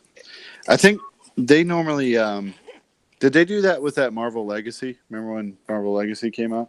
Because they had 1 in 500s for that book, and Well, I know there was a lot of those those things went. meet 50%, meet 100. Those things got dumped later, and like you get a 1 in 500 for $75, 50. Yeah, well, they like a couple of months ago. I think it was like right before I did like Hammered Heroes #4. It came out, boom, hey, they were going to dump a whole bunch of those books. Yeah, right. They had a whole warehouse, and they decided to just dump them for like $2, $3. So it was like, Yeah, hope he didn't pay for them. You know, the original ratio, but everybody did. Yeah. They give me a headache just thinking about what they do as business practices. I don't think it's Marvel. I think it's Diamond. I mean, Diamond's the one that sells them. Whoever's doing it, it's awfully damn predatory. Yep. Well, what you gonna do? Yeah, exactly. They're just choking off the source of the people who move your merch. It's like, what are you doing? Let's see. Works out well for the retailers who are on top of it and buy them cheap, and then they resell them. Yeah, but they can't cover the whole United States that way. Oh, I don't think anybody cares. Doesn't look like it. No. Let's see. Venom. Venom number 18. Oh, what? I forgot. This is the month of that shit too. Jeez. Yeah. What, the Venom month cover or something? No. The Immortal Hulk. Remember the Goofy Immortal Hulk cover? Yeah, they did a bunch of them, as if like the first one was so well received. Oh, the split face, the split head ones. Oh, dude. Dude, they're doing those. Yeah. Oh, jeez. I mean, you just wonder who works inside of Marvel, whether or not they like take 5 minutes out of their day to like talk to anybody who actually collects comics. That reminds me, whatever happened to those cat covers ever came out? I don't remember ever seeing any of them. I don't think they're out. No. Nico, isn't that later? Isn't that? I don't know. It's a good question. I ordered them. They're not out yet. But that's not. I don't think that's every. Are they doing that across the line? Yeah, it seemed like it. I remember seeing like several promo covers for like, they had inserted cats in there. Like there was Wolverine kitty slicing something and Spider kitty and this kind of kitty is like. Oh wait, we're talking about something. That's different. I was talking about the Miles Meowis or whatever the fuck. I don't know. Well, Miles Morales or something. I wonder if it's the same at the same time. I don't know. It's a good question. Could be. I'm excited I'm excited to read this X-Men series for the record. Right. Like, as a guy who grew up on Chris Claremont that has a soft spot in his heart for X-Men, who hasn't enjoyed the book for so long, I'd hate to say it out loud. I'm really hoping Hickman pulls this one together. I think people are excited about it. Hickman did some really cool stuff when he was doing FF, so I've got some high hopes for this as well. Yeah, I never read that, but I've always heard good things about it. Hickman and John Byrne have been my two favorite authors when it comes to the FF. So yeah. So unfortunately, this one that they have up on previews is for Powers of X number 5. So, but what I'm keeping my eye out on is for Powers of X number 2, and apparently there's a Powers of X number 2, a Weaver new character variant. So there's supposed to be something, right? So this is where you want to ask yourself, right? There's 1, 2, 3, 4, 5, 6. There's like 5 covers for Powers of X number 2. Wait, is that Weaver or Wave Rider? It says Weaver. Okay. Weaver, right? There's five different covers, and then there's a 1 in 100 of the Silva version variant, right? I don't know. I'm not familiar with his art for Silva. And then there's a Character Decades, there's a Young, there's a Christopher, and there's a Putri. But I'm keeping my eye out on the Silva version variant, and I'm keeping my eye out for the Weaver new character variant, because I would think that they would put the new character on Weaver is a new character. It's like it's a mix between. Oh shoot! She's on the cover though. It's a woman. She's it's like a mix between like either Psylocke or magic. Like she has a sword, and yeah, it's a new. I think it's one to maybe keep an eye on. Yep. So. Yeah, her name's Weaver. Yeah. That's what it says here. Yeah. So maybe she's going to be like a spell weaver. Yeah, she's a mix between two characters. And I want to say it's Magic and somebody else. I forget who that one. And then let's see. Yeah, I think that's a safe bet, Lucas. Honest to God, with respect to the 1 in 100, I don't know that I would necessarily stay in it too long. I'd probably dump it, but it'll pop. I think much in the same way that Agents of Atlas variant popped. People just love that shit. Like, ooh, look, new character. Ooh, look, variant. Ooh, look. And what do you mean? Those aren't good? I gotta give it to Marvel for at least coming up with some new characters lately instead of like trying to repurpose old characters. Dude, they come up with a new character every week. So yeah, you gotta figure out which one's gonna stick. And I think this Weaver one I'm interested in, Problem is the print run's going to be real high because it's first issue. But Well, they hadn't I don't really. know. Maybe that character variant is one to look at. I don't know. Yeah, but Were they not hadn't really- introducing her? I'm sorry. I didn't mean to interrupt you, buddy. No, it's like the new characters didn't get the push like all the replacement characters did. Like, oh, She Thor or Iron. You mean the Heart. mashups? Yeah. All these characters like, oh, we're gonna get rid of the old guard and throw in these new characters that hadn't really earned the spot per se. Yeah. So like, and because like I understand, like you kind of shotgun a bunch of characters at the wall, and you hope a bunch of them stick. So I appreciate the fact that now like these new characters who are literally their own character for a change are actually getting some better press. Is Weaver actually going to be in the first issue, or is she going to appear for the first time in issue number 2? I assume she's going to be in the first issue. We don't really know, but they have a cover with her. It's a character variant cover. Yeah. See, power. Of the first issue? Yeah. She's Well, dead center on the cover, like that's in action. problematic. Yeah, take back what I said before. Take back what I said before. Problematic. What, like no good? Yeah, I mean, Right. So there it is. If you look at where it says May of 07, that means that it's not coming out in number 2. It means that should be in number 1 actually. What? Weaver. Let's see. Come on. The cover? Yep. Yeah, I think it's number 1. Yep. So that's her right there with the weird spear. Yeah.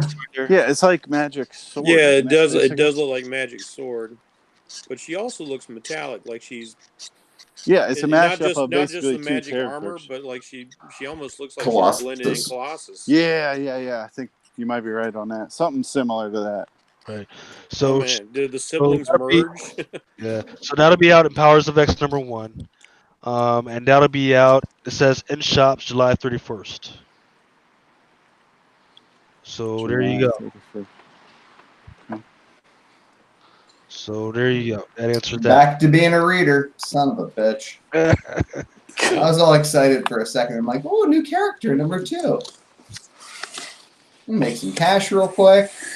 And keep one from a PC. Yep. Well, so you actually brought up Agents of Atlas, right? And then they're coming out with. Thanks a lot for bringing that up, Nico. Sorry. Yeah, I still haven't read it. Won't buy it. I'm not collecting it. I don't really care. Well, yeah, you don't even have to read it because the characters that came out in Marvel's Future Fight, the game. So I've been playing that. I haven't got to any of the new characters yet, but they're changing from New Agents of Atlas to Agents of Atlas.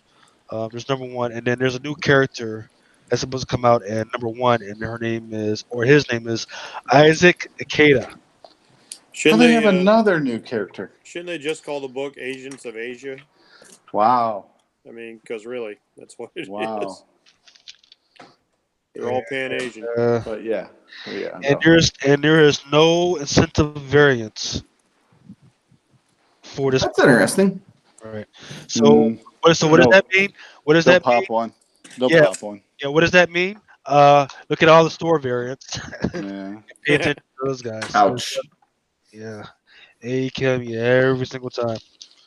Let's see.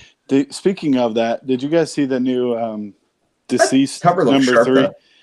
Deceased number 3. The store variant. Oh my god, that looks fucking great with Batgirl. Why do they keep doing this though? It's unknown. Keeps killing all the hot covers, the classic covers. Because it's Jay Anisolito, which they fucking ruined the one we love. talked about earlier today, the Iron Man book, the Galactus cover. It's fucking great. I love his Virgin. Well, they did Fucking the rat. they also did the Losh. Is that how you say his name, 23. Anisolito? Yeah. I've been pronouncing Well, at it least Anacleto. that's how. Well, yeah, whatever. I Because don't know. I've never heard anybody say I don't know it for before. certain. That Agents of Atlas cover looks great, for the record. I don't know what that blue thing is in the background, but I'm fucking far more interested now that I saw the cover. Yeah. Compare that to this shit show. That's that. Talk about this Rob Liefeld.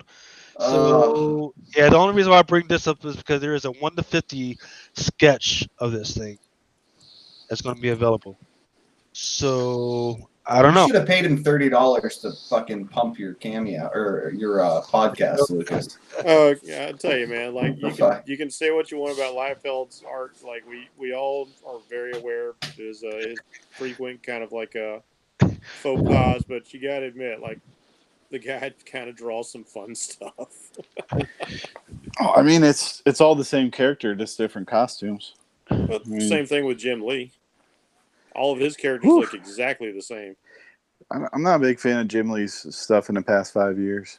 He has He's like like he draws some really dynamic stuff, but he's not a good costume designer, and all of his men and women look exactly like the same dude with like a different hairstyle. yeah Future his Foundation? Do you remember his Suicide Squad variant of Harley Quinn, where she looked like total beefed out? Oof. It wasn't good. It was like, boy, that dude looks real tough, and I would not want to meet him in an alley. Oh man, they're bringing back Harley, your Power jaw's Pack. really square. Well, you get big Adam's apple. You have Any interest in the what is this Power Pack? this is Future Foundation. Future Foundation. These are the Fantastic Four kids and the and Power Pack. alien, yeah, the alien kids that they met up with. I thought these were the alien kids that they met up with when they were in space or some shit. No, that's Power Pack. Well, that's Lightspeed in the background for sure. Yeah, I liked Franklin Richards when he was grown up and a badass. Mm-hmm. I think To there's be some my Galactus. like when you're looking at this, there's also it's probably a couple issues ahead at this point. There's like this series called Yancey Street Gang. It's Yeah. Fantastic Four because they're on living on Yancey Street in New York City now, and all the young kids are kind of running around like trying to do their own thing, and this kind of leads into that, I would assume. This might get me for my my Power Pack nostalgia. I always liked that book. Wait for the TV show coming. Dragon Man in there too. TV show coming. Yeah, there is a 1 to 50 Bradshaw that's going to be for that thing. Oh, Damn. jeez. I like Bradshaw, but Because you know, like his stuff has not last been year, good lately. last year I think it was they put out like a Power Pack one shot, and I picked that up. Or was it early this year? I don't remember that. Yeah, it was like a Julie in school, and she was having to do like a creative writing assignment, and she'd written about something that actually happened to them facing off against the boogeyman, and nobody knew they were superheroes, so she had to kind of write it as a fiction story. And her teacher gave her a good grade on it. So I want to look this up because I kind of like this dude's art. That was Savage Avengers #4, and then there's a Bianchi Yeah. that's coming out. If that's going to be a 1 to 50, I think that's it there. Oh, that's fucking sweet. Oh, no shit. Really? Yeah, it's a 1 to 50. Oh, excuse me. No. It's a 1 to 25. Excuse me, 1 to 25. That thing's pretty sick. Yeah. Looks like Frank's put on. He is a good artist. He's got some great detective comics covers. Lots of like his ones in that are black and white pencil, basically. Why does fucking the Punisher look so fat? He's got like fat lady legs. That's just the angle. He's got a lot of stuff he's carrying. He's got to carry all that stuff around. Yeah, I think part of it's just like the things kind of like blow out his hips a little bit. I actually like the new design of the skull he put on there. It's weird because it's like a little cartoon. Oh, that is kind of weird. Like that. That's more like that's more like a little bit more the new or something. The new what the hell is the dude who's gonna the Taskmaster, kind of like the new Taskmaster, like the Ultimate Comics Taskmaster kind of face. Yeah, that's a nice cover. I like that. Yeah, it looks good. What? Looks good. That's Savage Avengers 4? 1 in 25. Okay. All right. Keep an eye on it.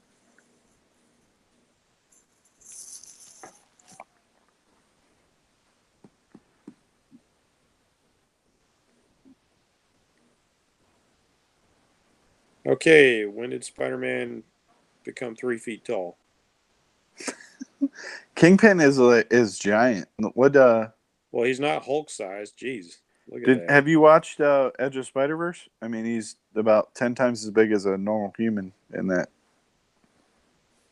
I know, but like I got this thing about like proportions. I'm willing to let some things slide to a certain degree, but like when Kingpin's head can literally like cover Yeah, your whole Spider-Man's body. entire human Yeah. head like that, That's what it's they've been. forgivable on the Hulk, because the Hulk weighs like 1,500 pounds. But that's what they've been doing with him. Like I'm saying, Edge of Spider-Verse, he's 2 times as big as a normal human being in that movie. And his head is regular human size. The rest of his body is just giant. Yeah, that's an old trick to make a character look bigger. Give him like the regular size head and the big beefy body. Well, they nailed it. I mean, that's a Liefeld trait right there. They Liefelded him.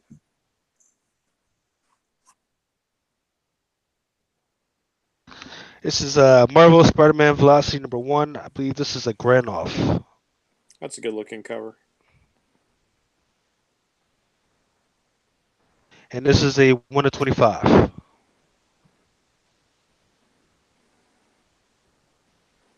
Yeah, I dig that. So, yeah, that might be one that I might want to put up on my wall. I would definitely have to put that up on the wall. And then this one is another one. I'm not sure. Oh, look, that's actually a Dalato. That one's not bad either. And that one is order all you want for the Dalato. I mean, I love the figure, but the background just leaves me just flat. That's Yeah, what's boring. going on back there? Is there orbs? I mean, the idea is, I'm sure it's like similar to the idea of the other cover where he's like zipping by so fast, everything just becomes this blur. But in this case, it's just flat and uninteresting. Yeah, that's what I've been noticing a lot. From Background's a Delato. fail. Yeah, he's great at drawing the actual figure, but sometimes his backgrounds are just kind of whack. So that's why it's such a hit and miss for him You should have sometimes. Bianchi draw the fucking background because I think the only thing that makes that Punisher cover pop is the background, right? Yeah, Like the skull in the background. Yeah, But his figure's exactly. got a fucked up face, weird proportioned legs. Because you don't like the Thunder thighs. I don't like the thunder thighs. You don't like the Chun-Li look. so Spider-Man City at War, the Nakayama. It's a good looking cover too.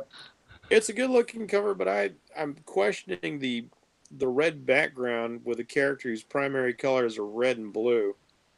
Red on red and blue on blue. Yeah, I agree. Yeah, I mean they did a nice strange job with like highlighting him, so you don't lose his form.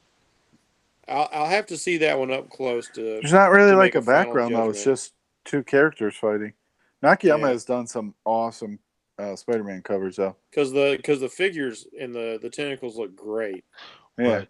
So the big deal out of this issue is supposed to be it's equipped with the new anti-ox suit. That's what's supposed to be in this thing. Interesting. So I don't know whether that means it's slippery, so he can freaking slip out in case the dude tries to grab him. I don't know. New Spidey suit. What happened to He's getting that Superior Iron Man fever. There it goes. Octopus? There you go. That's the anti-ox suit. Ah, interesting. And at least this one has a little something going on in the background. There's a couple of elements going on there to give the page a little bit more impact. Right, and that one is by Tsang. Tsang. It's an order all you want. It's not an incentive variant. Hey, but why is Doc Ock looking chunky? I thought he had his his Peter Parker body going on. Well, it's a pretty interesting thing that's going on. It's they're going off of the video game for this one for. Oh, okay. Because yes. I did notice he was wearing the video game suit in those other covers. Yeah. Okay, so it's out of continuity basically. Yeah. Oh, you son of a beaches. Boo. Yeah, yeah. So somebody would probably have an image of this. So Black Cat number 3, You know, Campbell. it's That pretty was bad for a website called Previews not to have a preview image. Just saying. yeah, but especially when I could pull it off with somebody else. Yeah. So number 2. So there it is, right there. Oh yeah, where she got the thing on the chest. Because Yeah, he's already and then released the image for number 4 as well. well, let's look. So that's so the version for that is a 1/100. Let's look at number 4.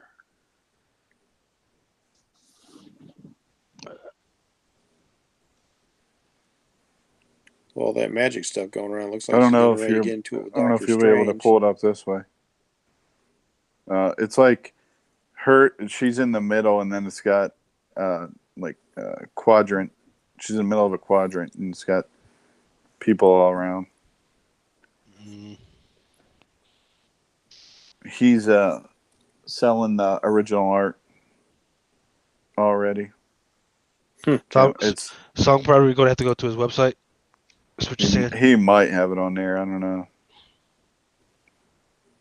It's I'm guessing it's like it's just a pencil too, or the it's pencil and ink. It's not colored. I'm guessing it's 8 to 10 grand for the cover. It's about what his prices are now. Jeff, is that about what you were asking for original art? Oh, absolutely. Yeah. And that's only because I'm nice. I Could want get to more, throw. maybe. I Yeah, don't. I he's don't only want to. got the. I don't want to put Jay Scott out of work. You know. Yeah, he probably doesn't have it on there. Yeah, it's not on there. It's already. I've seen the cover. I'm pretty sure I saw the colored. Yeah, I think he's really like on his Instagram or something. Maybe he has it, but Okay. it's Yeah, well, if you find it freaking closest to a MeWe or some shit like that, okay. and then let's see what else we got here. Friendly Spider-Man or 10. Let's put it in this one and see. Come on.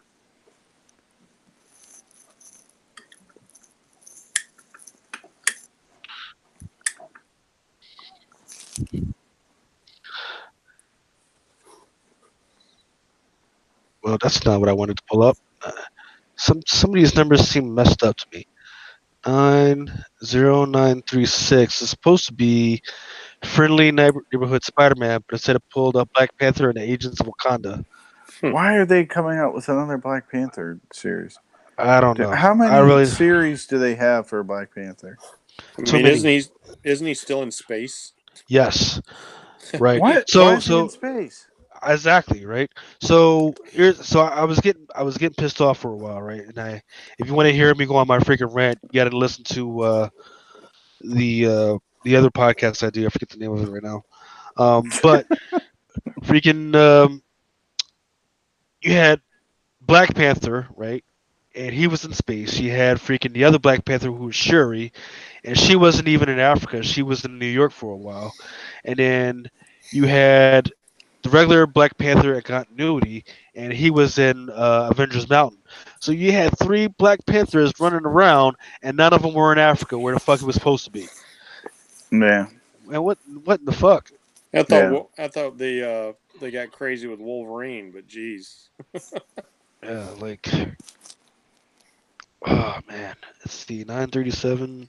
I mean, especially starting off these series after you just premiered the Black Panther movie, got all the normies all jazzed up about Wakanda and everything. What do?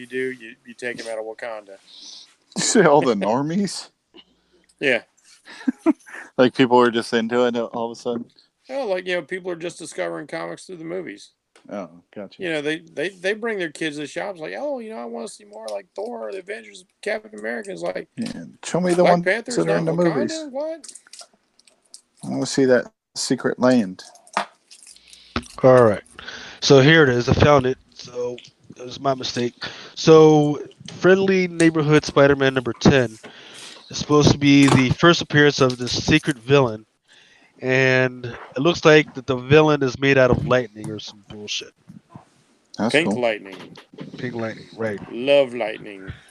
right. Which gets me kind of weird because in in DC they have a character that's like a red cloud or some shit. So that Superman can't beat. So I don't know, man. Oh yeah. And then let's see, what is this? Realist number two. All right, guys, I gotta go. I gotta pack up for tomorrow. Okay, man. Go ahead. All right, man. Later, Thanks. John. Good, Thanks. good talking to you guys Pleasure. Sleepy and I are usual. headed to the same spot. I got about 10 minutes left in me. I gotta leave at 5 a.m. Or something. I don't know. We'll have to, but early, like We're setting up at a con tomorrow, so like ugly early. Ooh. So please forgive me. All right, man. I understand how it is, man. Freaking. good talking to you guys as usual. Yeah, man. Freaking. Oh Yeah, yeah. man. Oh, Thanks that's for a great looking storm. thanks for coming on with us, man. Freaking Sure as I thing. try and filter See you through guys. this, man. All right, tomorrow, No buddy. problem. See you. So that's Fearless number two. I forget why I pulled this up, but Frizen has a cover by this as well. So when this comes out, I'm definitely going to hop on that Frizen cover. Oh man, I love this storm right here. Like this really shows like that whole like goddess aspect of her. Like you believe like she can hang with the biggest of the big boys. Look at that. She looks awesome. Yeah, I really hate the fact that I have to type in all these freaking numbers just to get to this shit. Yeah. And then 978. That's not the one I wanted to show. Maybe it's 977. That's good because that's a terrible cover. Here we go. So this is what I thought was interesting. Loki fucking around with Iron Man's suit and building his own little freaking helmet. I wonder, like this I feel like I've seen this image before, like maybe this is an homage to some sort of movie poster or something. There's no question about it. It's absolutely familiar, and I can't for the life of me remember either. All But I'm that right. thinking made Phantasm. Yeah. is that what that is? I'm thinking Phantasm. The tall man was leaning over like the main character like that one time. Mm. I Okay. just thought it was a swipe of a different Iron Man cover. That's possible too. All right. That's funny. At the So con, I got Al Milgrom to admit that he had swiped John Buscema for the cover of Human Fly #1. Nice. It was great because I was getting him to sign the comic, and I was like, I had to double check. I had to ask you to make sure this was your cover because this figure looks like John Buscema. Is like, oh man, you caught me. I was like so stuck for a pose. I looked at one of John's pictures, like, yeah, I'll do one of those. all right. So here's the deal. The Ironheart number 9, I believe it's either this one or maybe it may be a 9-8. Excuse me. Might be in Magnificent Miss Marvel number 6. That's when it's supposed to be her Miss Marvel's new costume, right? Because she's in space right now. She's fucking around with these aliens and everything. Mm.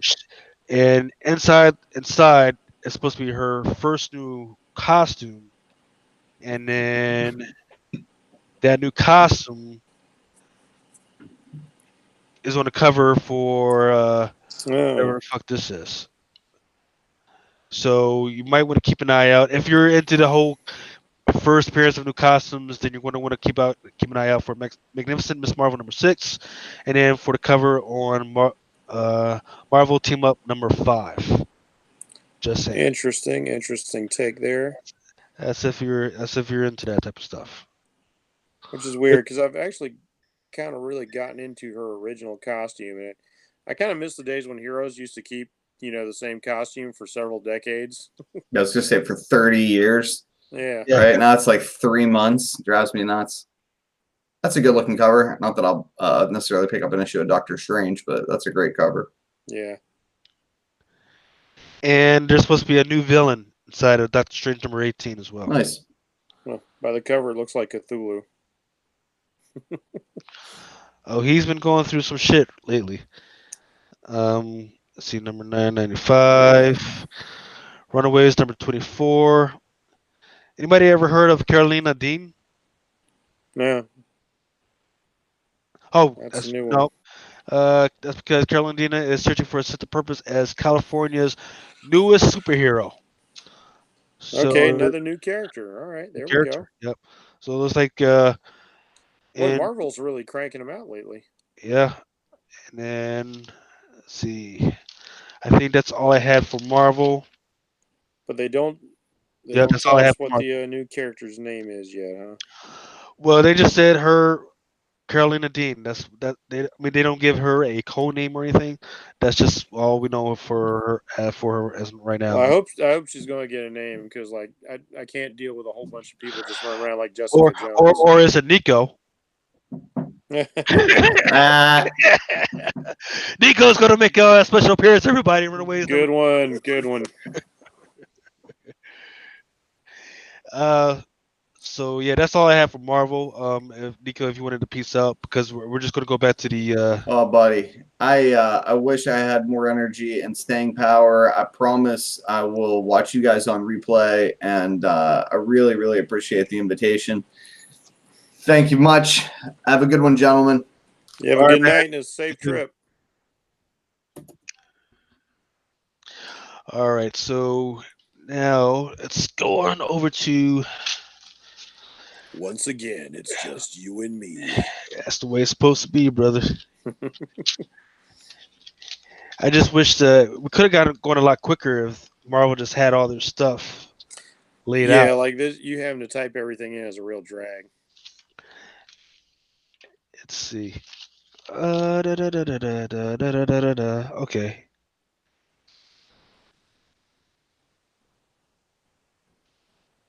0478. So during that month, DC they got this card stock variant thing going on. I'm not exactly sure what that means. Does that mean that the covers are supposed to be heavier and more better and more improved? I don't know, but I uh, mean, you'd think so with cardstock. That's yeah. what they're going to do. And So that cover looks amazing, even though I can't stand what Tom King's done with Batman. yeah. But his run is coming to an end pretty soon. Yeah, he got short sheeted on it. Yeah. Um, and then there's this one is by Delato. There's no this is not a variant. I mean, this is not an incentive variant. Hmm. So you can get all you want. I just wouldn't go crazy on that. Um, It's a great looking cover though. let's see. See, this is the use of a proper minimalist background right there. Yeah, you got to get that lighting correct. Um, this one is the Aquaman number 51 card stock. This one's done by Joshua Middleton. I'm not sure that into it, but we'll see. I'm pretty sure he definitely photo referenced somebody like in a swim meet by the looks of it because the anatomy of the pose looks really good. I kind of like the idea of how like his hair is getting pressed back as he's swimming, and Aquaman swimming at like incredible speed. I Mm, like the look on his face. Technically, I think it's a really good piece, but I'm like you, it doesn't quite grab me. It's kind of like the same way like I can look at a nice Alex Ross painting and I'm like, wow, this is really good on a technical level, but it doesn't always have that kind of visceral impact that some really great comic art can have. yeah. And then let's see. This is another Josh Middleton one. And I'm sorry, man. I really like this cover. I know it's not going to have as much impact as Batgirl number 13 that everybody loves. Mm-hmm. But I'm going to have to get about 5 to 6 of these bad boys. Because I don't know who he used as a model, but I just really like it. I really like the beauty of it. She's definitely attractive. Like those are some great eyes. He But can, like for me, as far as like comic book covers go, yeah. I I find it mean, a it's, little bit. yeah, it's not a classic. It's Yeah, definitely not a I classic. find it a little boring, but I can appreciate the skill of the artist for sure. Let's see. I mean, Let's those check out. eyes, those are like some amazingly rendered eyes. Yeah, if you see a woman look at you like that in the bar, you know what she wants. Yeah, you know what's up. She wants you to move out of the way so she can look at the dude behind you. That's what she wants. Let's see. So that's Catwoman, and this is by Stanley Lau. Interesting throwback to the animated series costume there. Oh, excuse me. Yes, no, excuse me. It's supposed to be by Archer, but he doesn't really look like Archer. I don't know. I mean, it says CA Stanley Lau. Yeah, so the cover A, the regular cover, is by Stanley Lau. Oh, The okay. but the card stock is supposed to be by Archer. So Okay, gotcha. I don't know what's up with that one. So let's look So I at. was looking at CA and I was thinking it was cover art, not cover A. And this is the Deceased #4. It is a Francesco Latina cover. That's pretty sick right there. Yeah, I'm gonna have to pick up quite a few covers of that. I know there's gonna be a lot out there, but I'm gonna have to pick up a bunch Hmm. just to have on hand. Let's see what else. Anything else out there that's pretty good? Ah, yeah. I wanted to get look at this 509 Green Lantern #10. There's two. There's the regular cover by Liam Sharp, and then there's another one that's a cardstock variant by Kerry Andrews. This is the one that I'm wanted to look at, especially with you since you're old school and you Yeah. might have a little bit more information. Who's that character right there? Do you know? I do not know. That character's a new one to me. It's Because it interesting because says you notice like their symbol incorporates the whole Roy G. Bibb. So I wonder if this is some sort of character that's consolidating all the emotional spectrum. because it's got Green Lanterns of the multiverse, including Bat Lantern, Tangent, Green Lantern, and more. Save a Dime. Okay, yeah, I see Bat Lantern in the back now. Green So, Lanterns of the multiverse. So I've definitely never read the Elseworlds that had that particular character in it. Then, unless it's going to be a new character from a multiverse we haven't seen yet. yeah, so that's what I'm thinking. So that's why I'm going to keep my eye out on this one. But it's intriguing because as I noted, like that chest emblem has all the colors of the spectrum. So I'm wondering what she's going to be all about. She looks great. I mean, Yeah, very so mysterious. I could definitely see people cosplaying as that character. Mm-hmm. All you need is a black suit, some rainbow junk, and you're good to go. Let's see, 517, Terry Dodson and Rachel Dodson. I don't know why I circled this. Let's see. Is there another cover to this?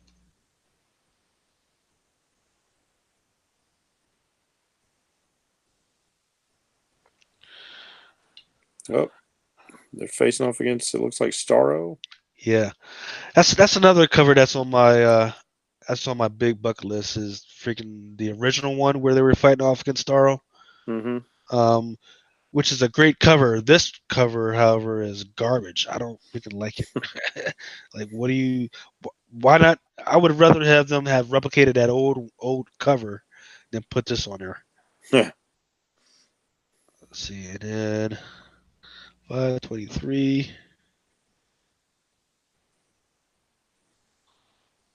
Just so you got to see #12. This is the cardstock variant. This is done by Lucio Perillo, That's really really nice. written by Dan Abnett. I'm not really down with the whole storyline, but that cover is going to make me open up my wallet a little bit. Yeah, that's a nice painting right there. I think that's pretty much the best cover I've ever seen for Cyborg. He looks like he's going to take kick some ass and take some names. Wow. And like I didn't initially recognize him as Cyborg right away because he actually looks older in this cover than you're used to seeing him. Yeah. He looks a lot more mature. He looks more like a dude in his 30s. Maybe to like just getting close to 40 as opposed to somebody in his 20s. Yeah. So that's I. So and That's what gets me about the DC right universe right now. Mm-hmm. So they went ahead and they aged up John, Little John, right? Yeah. But the Cyborg in some instances he's still young, right? So why not age up Cyborg? Because he's been around for a while. Yeah. Well, Go like I ahead, age him remember up. like years ago I was reading Mike Grell. He was doing a Green Lantern, Green Arrow series called Night of the Longbow Hunters. And at the time, DC editorial told him that he said that he wanted to make Oliver Queen 40. And they're like, no, no, all our heroes are permanently stuck at 28. And he fought for it. He got to make Ollie, 40, which was kind of cool, I thought at the time. And as for the Jonathan Kent thing, they aged him up, but like it's not like a time skip for everybody. They just like, oh, let's take him into space, and he comes back years later than everybody else, and like, I don't like that whole idea Yeah. because that's broken not only the Super Sons, but it's broken the whole family dynamic that they had before he took off with Crazy Granddad. And Mm, legit Superman wouldn't have never let that happen in the first place. So yeah. Bendis, no. Hey, I want to give a shout out to Rob Fordham, who's still with us. Thanks for listening, baby. Ah, And then yeah, we'll unfortunately, I can't see the chats on my iPad like I can on my computer. and then this is Supergirl number 33, um, by Derek Chu. I don't know, man. Derek Chu, he's another young gun that's out there doing his Hmm. thing. I really like all of his covers. I gotta say, I like this one. This is like a really it immediately gives you the idea behind Supergirl. Like is just this very she feels very free and very positive and very cheerful, and I like her like flying out like she's literally like free as a bird in this cover, And of and I course, she dig takes that. Cosmo. She takes Cosmo with her. Yeah, and like he's Great loving stuff. it. Look at him; he's got that big doggy smile on his face. No, I dig that. Let's see, 47. This one is done by Jenny Frison, Wonder Woman. Now, I know you talked about her. Did you get to meet Jenny Frison at all while you were there? I did not get to meet her. No. Okay. She's still doing her thing out there. Yeah. She is an attractive artist, man. Freaking. Because I remember when she was at Baltimore, and I was like, oh man, I got all these books. I got to get her to sign, but I didn't know what she looked like. So as I'm going towards the table, I just saw this little young lady, little young beautiful young lady get up, freaking head to the bathroom.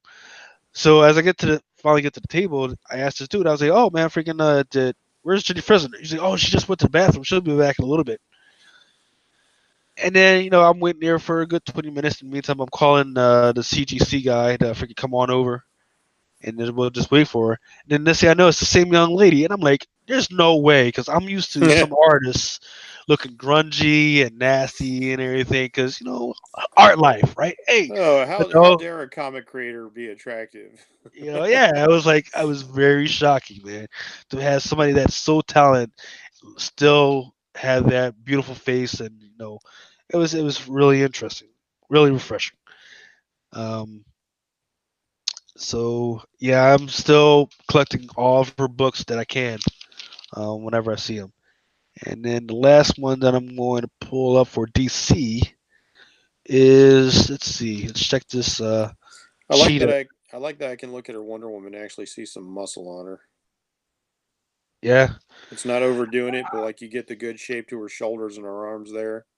I would love to see her draw one day just to see how she does it. Like, is she going off models or is she going off her head of what looks good or what? But The She's face, definitely got. the face is definitely somebody like it looks like it's been photo referenced, but Mm, not to the degree of like an Alex Ross kind of deal. I yeah. like the attitude on the face, like this thing's reaching at her shoulder, like Wonder Woman was like, "Oh no, you did not!" And she's about to take the head off of it. Uh-oh. Let's see, she did a pretty cool thing, like she's got that red background in the cover, but it's unlike the Spider-Man cover. It's not the same shade of red that Wonder Woman's wearing. So, Yep. oh, check this out.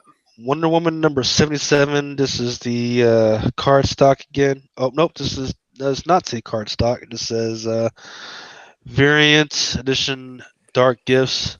The cheetah cover. This is done by Jenny Frison as well. I like this cover. I like how we're going from dark at the top to light, and it allows her to really just focus on Cheetah's eyes, just really draw you in there. So it looks like those claws that we saw in the other cover. Looks like it Could was have her. been Cheetah's, yeah. Yeah. This computer's so slow. Yeah. Oh yeah, because you've got the spots on there. Yep, Okay. there you go. Okay. Nice. That's cute. I like that. I like that idea that it kind of crosses over like that. So god dang, I guess I got to get both of those covers. Absolutely. That's a cool cheetah design too. Interesting. So what was interesting was the Year of the Villain book that came out with a couple weeks, 2 or 3 weeks ago. Mm-hmm. And there was a cheetah book that was like a 1 to 10 or a 1 to 25 or whatever. It was nice, man, but it wasn't this nice. Yeah. This one was way better.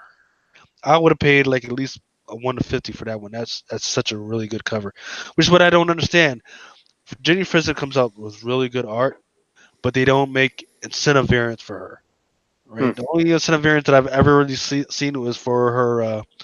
What's it called? It's not. Oh, Revival. I don't know if you've ever seen that series that she No, drew no. on. Yeah. I'll And have to then there check was that this. out. Yeah, Revival was really pretty good, and but yeah, that's the only one I've ever seen them doing a incentive variant for. I So mean, like, does she just do interiors or just cover? she does interiors as well, Oh, okay, every once in a sweet. while. Every once in a while, but I mean, as far as I'm concerned, she can just go ahead and do the covers all day, and I'll be happy. All right, so I can stop that, and then we can go back to. Looking at your beautiful face. Well, we got the. There we go. All right, so I don't have to type in shit anymore. Awesome. um, let's see. Yeah, so Jeff, are you ordering anything? Like I don't think you're a big image guy or anything like that. I've got a I've got a few image books I pick up, although one of them apparently is stalled out since issue 4. I haven't seen anything for months, and that was Dissonance, which was a really good sci-fi book with an alternate history of the Earth past a certain point, and I was really really into it. Gorgeous art, fascinating story, and I hope something comes of it soon. And the only other image book that I pick up on the regular is Unnatural, as we laughingly like to call it furry porn, but Jesus. it's so much deeper than that because it is an erotic story, Mm, but it's erotic in the way that you would find something out of heavy metal because the writer and artist is Italian, and so she's used to telling those kinds of stories that you would find in like heavy metal or Metal Hurlant, those kinds of books. So if you're down for something like that, I highly recommend it. mm. But it's not like the typical fare that American comic book readers are into. But having reviewed a number of image books for the comic Crusaders, I have really been constantly surprised at some of the quality of product that Image is putting out. They're kind of taking that slot that used to be, in my opinion, wholly owned by Dark Horse Yeah. as Yep. the publishers of really good independent content owned by creators. So people out there, like if you're not an image and you're looking for something more than superheroes, check them out. They're doing really good work. Um. Okay. Okay. So the reason why I bring this up is because it's supposed to be a big month for Image when it comes to Spawn. Hmm. Spawn number 300. Oh, the milestone. Yeah, I'm still trying to decide, but I think I'm gonna shoot my shot and go ahead and pick up the 150. That one's the McFarlane version. Now I don't know what it looks like yet. the funny thing about this cover for me is like Todd doesn't draw like he draws nowadays, or even when he started doing Spawn. You look at this cover and he's not just homaging his own cover, but he's homaging his style from the 1990s when he was working for Marvel. He's doing his Marvel style back then, where he's not putting in like all the feathered line work and cross hatching that he would be known for once he got to do his own thing. Hmm. Yeah. And it's So weird because I'm looking at Spawn and the artwork for what I'm used to for Spawn is kind of dumbed down, but it's also kind of cool because it definitely references that old style. Even like he's even got. I love the fact that he's even got him pose like the old Spider-Man pose up in the corner box there. so yeah. I So mean that there's whole there's there's cover. there's so many covers out there right now, and Yeah. it's gonna be interesting. Like I'm seeing that there's a J Scott Camel cover, and what's Hmm. interesting is it's not even going to be like an incentive variant, right? It's they're all like $8 Hmm. except for like the incentive variants. So there's like a Capullo version, there's a McFarlane versions, there's Campbell's out there. So yeah, man, it's gonna be weird. It's gonna be wacky. It's gonna be some bloodlust out there in the streets to figure out which one is going to be the one to pick up. So I'm gonna keep my eye out on that, and as soon as I get some leeway, I'm gonna keep podcasting about it. But I think for me, I got to go with Todd on Todd here. mm, That's definitely going to be the one I'm leaning towards because yeah, I I mean, love how it just totally apes Marvel, like everything about it. All the 300s, the Spider-Man pose in the center, the top corner box, the bottom corner box. It all just screams like, "Hey Marvel, thanks for making me a millionaire." awesome. All right, so next up is Coffin Bound, written by Dan Walters. Now I had this in my pull for review, although I didn't choose to review it. But this looks really really interesting. It's so bizarre because you start off with this character who is You had it in there for this week or yeah, it was like a while ago? last week or the week before. Okay. And so like it's just why I didn't choose to review. I had a couple other picks that I decided to go with instead. But the setup is very mysterious. It's kind of like it reminds me of films like Memento, where you're like you jump Try- into the middle of the story and you don't quite know what's going on, but it hooks you in right away. Where this lady, like, she's like, oh, you were dead. I'm dead. Like, oh well, I've got stuff to do, and she's talking to this thing who, like, for all you know, it may be there, it may not be there, but it's this guy in a suit, and his head is a vulture skeleton in a bird cage, and that's his head, and it's like, okay, I don't know what's going on, but I'm here. So, what did you think of it? Was it okay? Was it bad? Was it Yeah, I would. Oh wait, no, I'm wrong. I didn't check it out for review. It was actually I got to read. I think it was in one of the.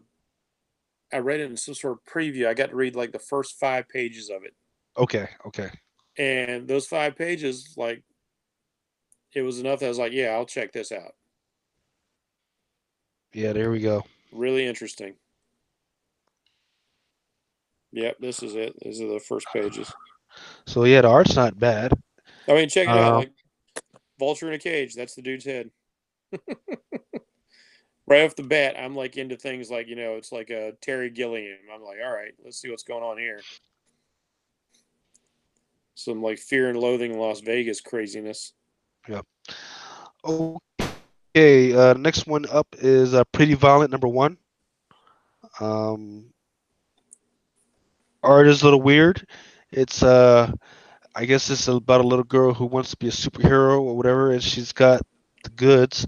It's just that she's not mature enough to know who's a bad guy, who's a good guy. Um, so I think that's Scotty Young's cover right there. Ah, But I'm more interested in this one right here. This this one with her covered in blood and freaking yeah. throwing everything. So that's the one I'm going to pick up. Let's see. It's by Otley. Cover B by Otley. Okay. Cover price is $3.99. I'm Let's not see. saying anything. Who's it says writing it? Derek Hunter and Jason Young. It's Oh, now interesting cover artist is Derek Hunter, so that is not because Scotty Young. he the premise going on here. It sounds like the kind of thing that Garth Ennis would do because he loves poking fun at the superhero genre. Right. Yep. So like it seems like it's in a similar vein. You know, like you're parodying it and you're going with like the hyper violentism at the same time. But Because it's going to be more palatable because it's drawn in this cartoony style. you look at this person and it looks like that's the bad guy, but that's actually not the bad guy. So yeah, I'm gonna pick it up, and I'm gonna pick up the cover B, and I don't foresee a lot of people picking it up. Let's see. It says no risk #1 title. Please see image vendor tools page for more details. So I wonder if that's they can return it all they want type of deal. And then let's see. I don't care about trade paperbacks really. Nope, don't care about trade paperback. Floppy snob. Yep. White Trees #1 by Chip Zdarsky. Um, and teams up with runaway artist Chris Inca and Matt Wilson. Says in a fantastic world of Black Sand, peace was hard won, and three unbending warriors carry the scars to prove it. Now, almost 20 years later, their children are missing, and war is on the horizon. Can they put aside their memories of the war and each other for one last adventure? That sounds pretty interesting. Chip Zdarsky did some really great stuff with the Thing in the Human Torch series. That was really good. Um, I don't think I've ever seen him write anything that's set in a fantasy world like that, so I'd be willing to give this a shot. Yeah, I would, but once you got a guy that looks like a gay stripper on the cover, I think I'm out, man. I'm out. I'm sorry. Like I It don't. is a little weird. It is a little Yeah, weird, like but what's going on? the other characters are like, yeah, I'm down. I'll give Yeah, it a look at least. yeah. Maybe he just maybe the artist just thought like Legolas was really pretty in Lord of the Rings and need to be just a little bit prettier. Because I mean, dude is Take wearing off high. that shirt, Legolas. Yeah, he's wearing high heels for Christ's sake. Look at Oh no, I didn't see that. it. Okay. You do what you I want to might do. have to. Yeah, I you do might what you have want to to do. reassess a little I bit. don't know. Yeah, It's yeah, we'll like I know see. it's a fairy, but does he have to be a fairy? Yeah. Note to Al: don't put this in my box if you don't want me to tear it up. I'm not even gonna read it. I'm just gonna sit through, flip it through the art, freaking making comments. So I mean, it's okay to have gay characters, but do they need to be the gay pride parade characters? yeah, well, I mean, I'm not even commenting on his sexuality. I'm just Mm-hmm. saying, there's a time to take your shirt off, and when I go to war, I'm going with all the clothing I can, so that any swords and arrows, and I Well, freaking hit. I can I'm let not that going slide because of years of like Conan and Tarzan stuff like that, where they're depicted as just wearing a loincloth. But like high heels. I There's some wasn't good going to running come out around in and high say heels. I wasn't going to come out and say it until you said, but I thought the same thing when I looked at him. I was like, well, he kind of looks like a stripper. And then And he's got a dog I was collar. going to let it slide. I was going to let it slide until you pointed out the high heels. I'm like, oh, okay, Dude's got a dog. okay. He's got a dog collar, fucking high heels, and he's freaking got his And a shirt. man Out. bun. Yo, yo, what is going on, Chip? Chip, what are you Well, doing, man? Chip didn't draw it, but he did approve it, I'm sure. Oh man. Oh man. All right, Chip. All right. Well, I'll reserve Oh, judgment. here we go. Here's my book. This is Metro the number last one. 12. Merca and Defo is cover B by Elia Bonetti, and the cover C is a blank. So, so you said you've Yeah, read them all you so far. what's that? You say you've read them all so far. Oh, all so far. Yeah, So yeah, cover. I'm loving the series. So like every issue has had a cover done by the artist, the writer artist, and a variant cover by generally some well-known creator in the industry. Like there's been a Joe Mad cover, a Stefan Secek cover. Uh, if you guys know who that is by my butchering of his name, but yeah, it's been a terrific series. So I'm down all the Yeah. way. See. Yeah, I gotta read it, and I wanna. I mean, I've got several of the first cover. I Mm-hmm. just never got into actually read. Actually, I did read the first one. I just haven't read like the second and third one yet. So I'm hoping that something actually comes out of it because I really do like the art. Let's Yeah, see. it blows me away to think this person is like doing all the writing and the art chores, and she's just killing it. That's a lot to handle.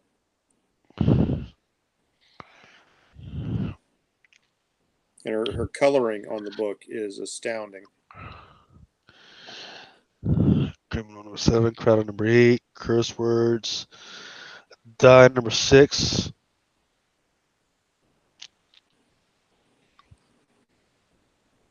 Let's Good see. old die. Yeah, die number 6. That looks like a pretty damn good cover. I don't even Yeah. know. Is that Stephanie Hans that did it? Yep, Stephanie Hans did it. I don't like cover B that much, but fine. All right. Let's see. Die, die, die. I don't understand how one publisher can have two books named almost the same thing. I know it confused me the first time I saw it.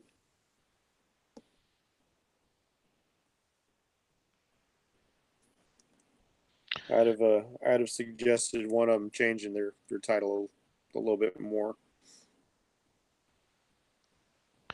Gideon Falls. I really like that series. It's not getting enough attention.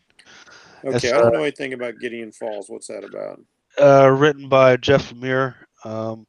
There's like there's this guy, right, and he's been he's going to see this therapist because lately he has been getting these signals, right? He sees signals everywhere, specifically in the trash. And once he puts the signals together, a portal opens up to a wholly, totally different world. Hmm. And I I stopped reading it a little bit a while ago, but now that this is the end of the story arc, I'm gonna pick it back up and freaking run with it. But this is definitely something that I could definitely see being a TV series or even a movie. But it was a really great one for me, anyways. I really loved it. Sounds Uh, like it's got that kind of Twilight Zone, Outer Limits kind of feel to it. oh yeah, absolutely, it's incredible. Um, Gogar number 4. I don't know what to make of it. It's not my thing. It's written well. It's just not my thing. It's I don't even know how to explain it. About a little boy who's on a quest. There's unicorns, trolls all over the place. It's just not me. Yeah, it's like you. I've seen it in the shop, but I haven't done more than like flip through the few pages, and like it didn't appeal to me enough to like really get into it. Yeah, yeah, I mean, it was in my box review last week. I just didn't get around to it. But if it pops up next month, I'm gonna give it another shot at reviewing it because I believe that there's something there. I'm just not sure if if anybody else would enjoy reading it. But that's just me. Hit Girl season two, Ice Cream Man. Once again, that's another book that started out really hot, but haven't heard from since. I was going Okay. to ask how's Hit Girl doing without Millar at the wheel? I don't know. I haven't heard anything more about it. Right? We haven't heard about any more movies or any direction. I haven't heard anybody say, "Hey, this you got to watch it. You got to really got to read this." I mean, Uh, maybe that's our answer then. yeah, because the last time I read it, uh, she and yeah, she was headed to Colombia, and I was like, "Really? A 13-year-old girl going off to Colombia? Really?" So I was like, "You know what? I'll check in later." Uh, There's not enough crime in the U.S. for you to clean up. yep. Man Eaters number 11. Uh, Man Eaters. Uh, Yeah, Man Eaters number 1 through 3. So just we look talked look at that enticing cover right. So because we it's talk all about the tampons in that right. book. Well, we clown about the whole social diversity thing, right? Yeah, But the the issue that they bring up in this book is actually really good, really done well. If you're going to bring up social diversity and and women's suffrage and social warrior stuff, do it right. I don't yeah, mind it, and but that's you the do it thing. right. Like I And ended up go ahead. what was it? I ended up reviewing. I believe it was issue number 9, Uh, and I'd been following some other people who reviewed it on YouTube, so I was a little up on it. But not like I had been reading it. So when I finally got to read my own issue, I was like looking at it. I was like, I can see where she wanted to go with it. I just don't think it was executed well because there's some good ideas in there. yeah. I think she just kind of missed the ball.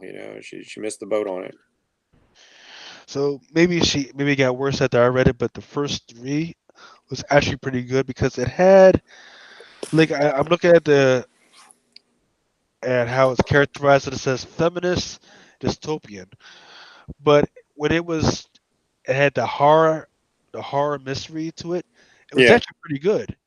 Like you didn't know who was doing all the killings. You didn't know any of that stuff. So I was like, oh, okay. yeah, I'm That totally should be with you pretty on good. that because like like one of my all time favorite movies is just happens to be Cat People. I think I brought that up in my review that she was trying to do something a little bit uh, edgy like that with some social commentary, which I'm not opposed to if it's done right. But like the to give the daughter of the piece like this weird obsession with tampons, I've never met a single woman, girl, child, grandmother who's obsessed with tampons, and like this little girl is just obsessed with tampons. It was such some of the characterizations were so weird, Mm, and like you can see like there are some good and valid ideas there that should have been explored, and she just I don't know if she just doesn't have the skill to pull it off, or if she's getting in her own way or what. But it just kind of failed. okay. Well, hopefully she has the chance to freaking pull it out and freaking wreck shit. But I think she's I mean, definitely has maybe some good ideas. did you see like how she got chased off of Twitter? Nuh-uh, no. Why? What happened?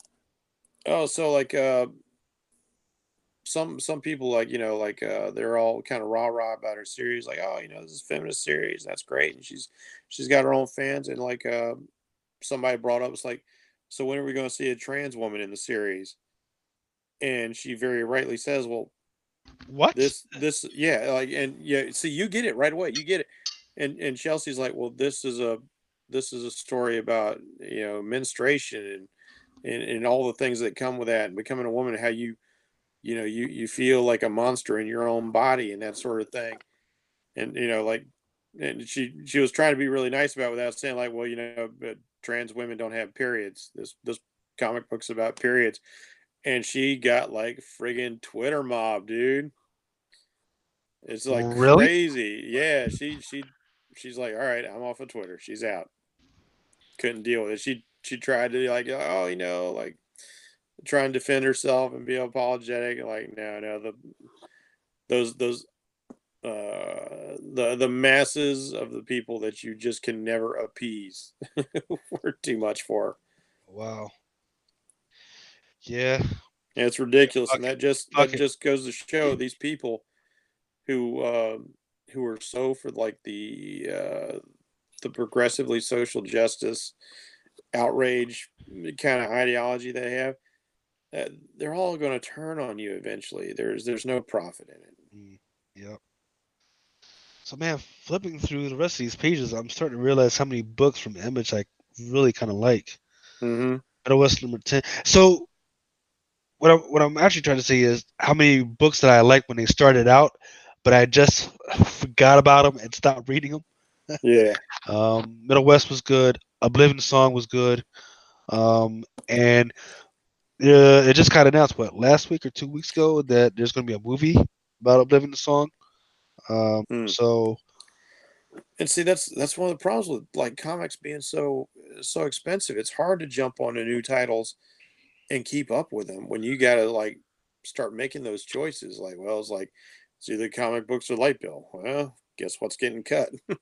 mhm. What they need to do is every publisher or at least Image or some of these smaller ones, if they say, hey, if you give us $34 a month or even $50 a month, we will send you all the hard copies books that you freaking want.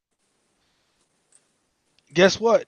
I might have to take them up. So it would be like the Netflix comics. I know people can Yeah. already get the digital copies of those. Yeah, Yeah. all right, but I like hard copies sometimes, man. I like to freaking take Yeah.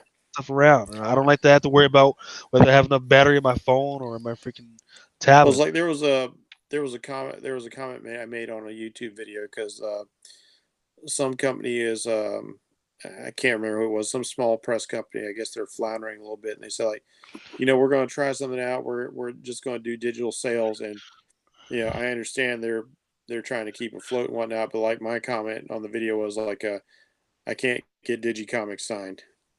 Mm, We're old school. We like to have that tangible thing in our hand. yeah. Um, Outer Darkness, number 9. I've been reading this for a couple months now. I've actually done 2 reviews for this within the last 2 months, and Is that the one with the people in space using magic to travel through space? well, it's about a Star Trek type ship that's powered by a god. Yes, yes. I Yeah, I reviewed one of those issues. That is a great series. yeah. It's I don't know, man. It's got some juice to it, so I'm gonna keep my eye out on it. And I'm like you. It was like I was reading it and I was liking it, and I kind of forgot about it by accident. I got to get back yeah, into it. I wouldn't be. I wish sometimes I wish some of these comic book joints would just freaking send me an email like, "Hey, did you realize that this series was coming out this week?" Yeah. You know. Hero number 2, Redneck. Redneck. That's another one that I Hmm. forgot about. Um, Sea of Stars. Oh, look, there was the Savage porn comic. Where? Section Where? Zero. Now, Section Zero. I'm very interested in Section Zero. I backed the Kickstarter on that not too long ago, and I didn't know that there had been a previous volume. So I'm getting the first volume they put out as well as this new volume. These are pretty big volumes. They're like 100 pages or more, I think. And I was surprised to find out that they've actually got this ongoing title starting up as well when they'd just done this Kickstarter. But this is it's being drawn by Tom Grummett and Carl Kessel, and we can see there like Carl Kessel is the writer as well. And this looks really cool. It's this cool kind of throwback to like the '60s kind of heroes. It's a little bit of Men in Black, a little bit of Challengers of the Unknown. It looks like it's got a really fun story, really great art. Yeah, yeah, this is one to check out. Hmm. I'm afraid this might end up sliding under the radar for some folks, but you know, it was enough that I backed it on Kickstarter. I recommend it. Okay. Okay. Shark Kitty Bounty Hunter. Sonata number 3. Space Bandits, Thumbs, Unearthed, Walking Dead number 194, Warning number 10. Now, The Walking Dead might be wrapping up soon. Talking about the comic book series or talking about the TV series? The comic book series. I don't want to throw any spoilers out there for anybody who might not know what's going on, but like a major event just happened recently in the comic book, and Kirkman has come out and said that he knows how the story is going to end. So with this recent event, I'm thinking that he might be getting close to wrapping it up. Mm. So what you're saying is we might want to pick up Walking Dead number 194, The Last Shot. Might be Or, worth it. um, Warning number 10, Weatherman. I don't know what this is supposed to mean, but here's what I do know. So there's something called image first, right? So I guess that's where they Mm-hmm. re-replicate some of the first covers. So being offered is Gideon Falls, the Isola, Criminal number one, Copra number one, First Trees number one, First Unnaturals number one, um, Oblivion Song number one, and Ice Cream Man number one. And they're all being offered for $1. And then under the little subtitle things, it says retailers who order 25 or more copies of each of the new Image First offered in June 19 will receive access to a future backlist sale. I don't know Hmm. what that means. I don't know what this backlist sale is, but just throwing that out there. Um, that was I guess for the retailers because they're the only ones that can take advantage of that. But just saying. And then buddies, ooh, toys. Oh, so we got some Borderlands figures. Berserker Unbound. I don't know who that is, but John seemed to be pretty upset about it. I thought that was Conan, to be honest. Let's see. Let's go back for a quick second because there are some notes on here. It says Berserker Unbound number one. Order 10 or more copies of Berserker Unbound and receive a Berserker Unbound number one fully returnable. The number one cover A is by Diodato, who I happen to like, and then Yeah. there's a cover B by Magnola. I think that's probably that one down there. And then No, it's interesting. Like one of the reasons I thought it was Conan uh, is because like he's very much modeled after Conan, like especially the old Conan, the Barry Windsor Smith version. mhm. Because like you look at his the clasps on his cloak, he's got these three big circular medallions in front of his throat, and that's how Barry Windsor Smith used to draw them all the time. Okay. Huh.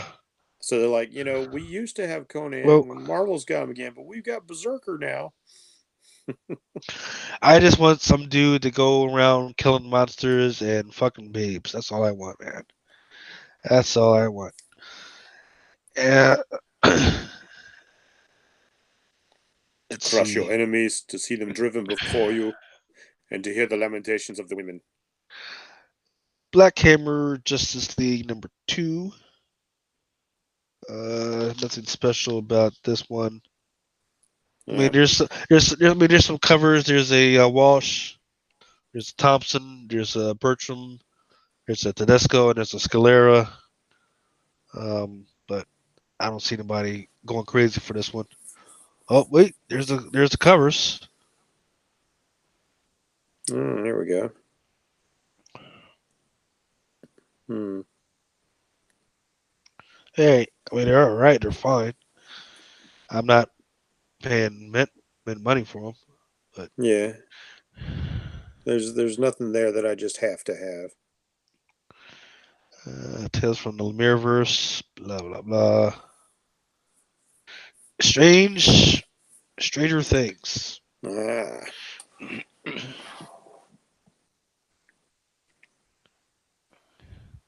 Yeah, I don't understand why they had to do a comic book, but fine. Hellboy, BPRD, Saturn Returns. Nothing special here. I don't know. Some people just license everything just in case.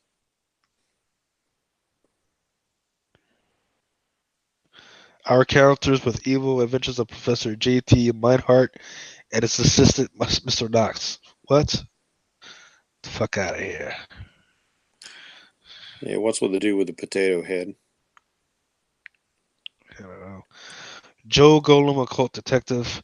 Those covers are really nice. It's just that when I try Yeah. and read them, they give me fucking headaches, man. I don't understand what the fuck is going on.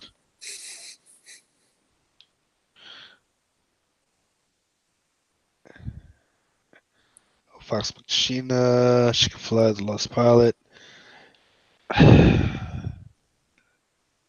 Invisible Kingdom, a little weird. How do I?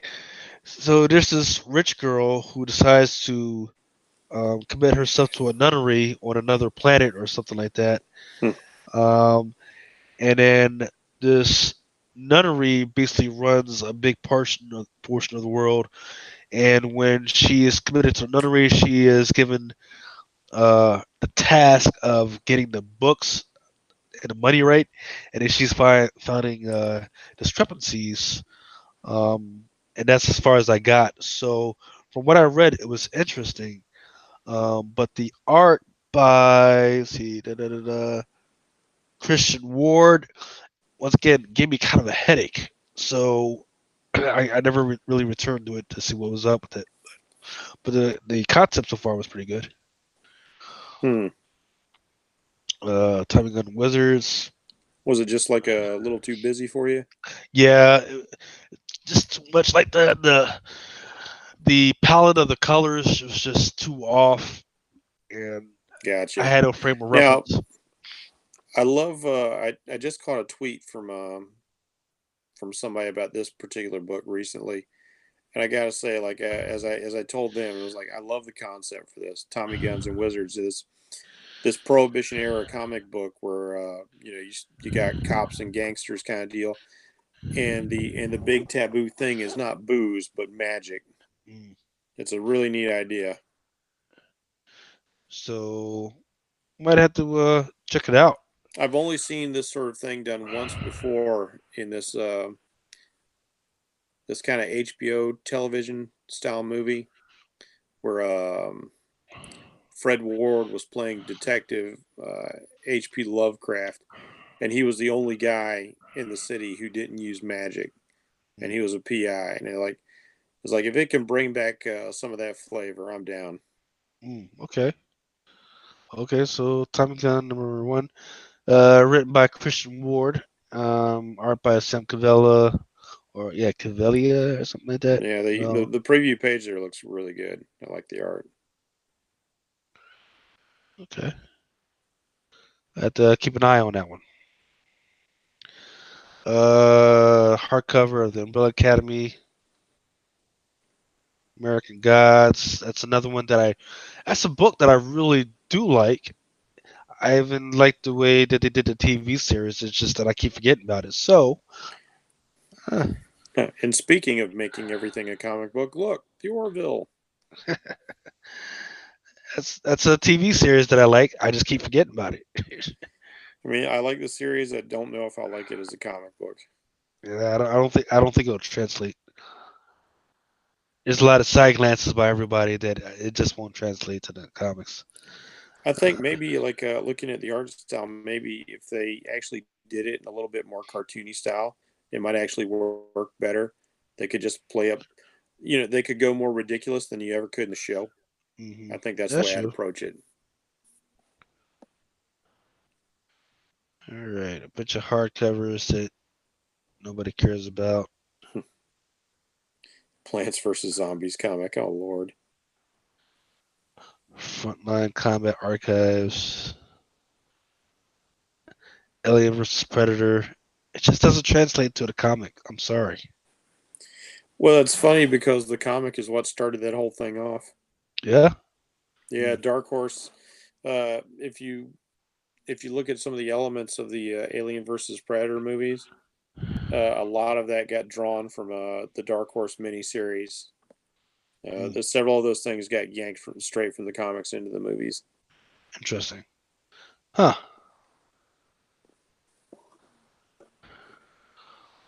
Fight Club. Avatar and Fight Club.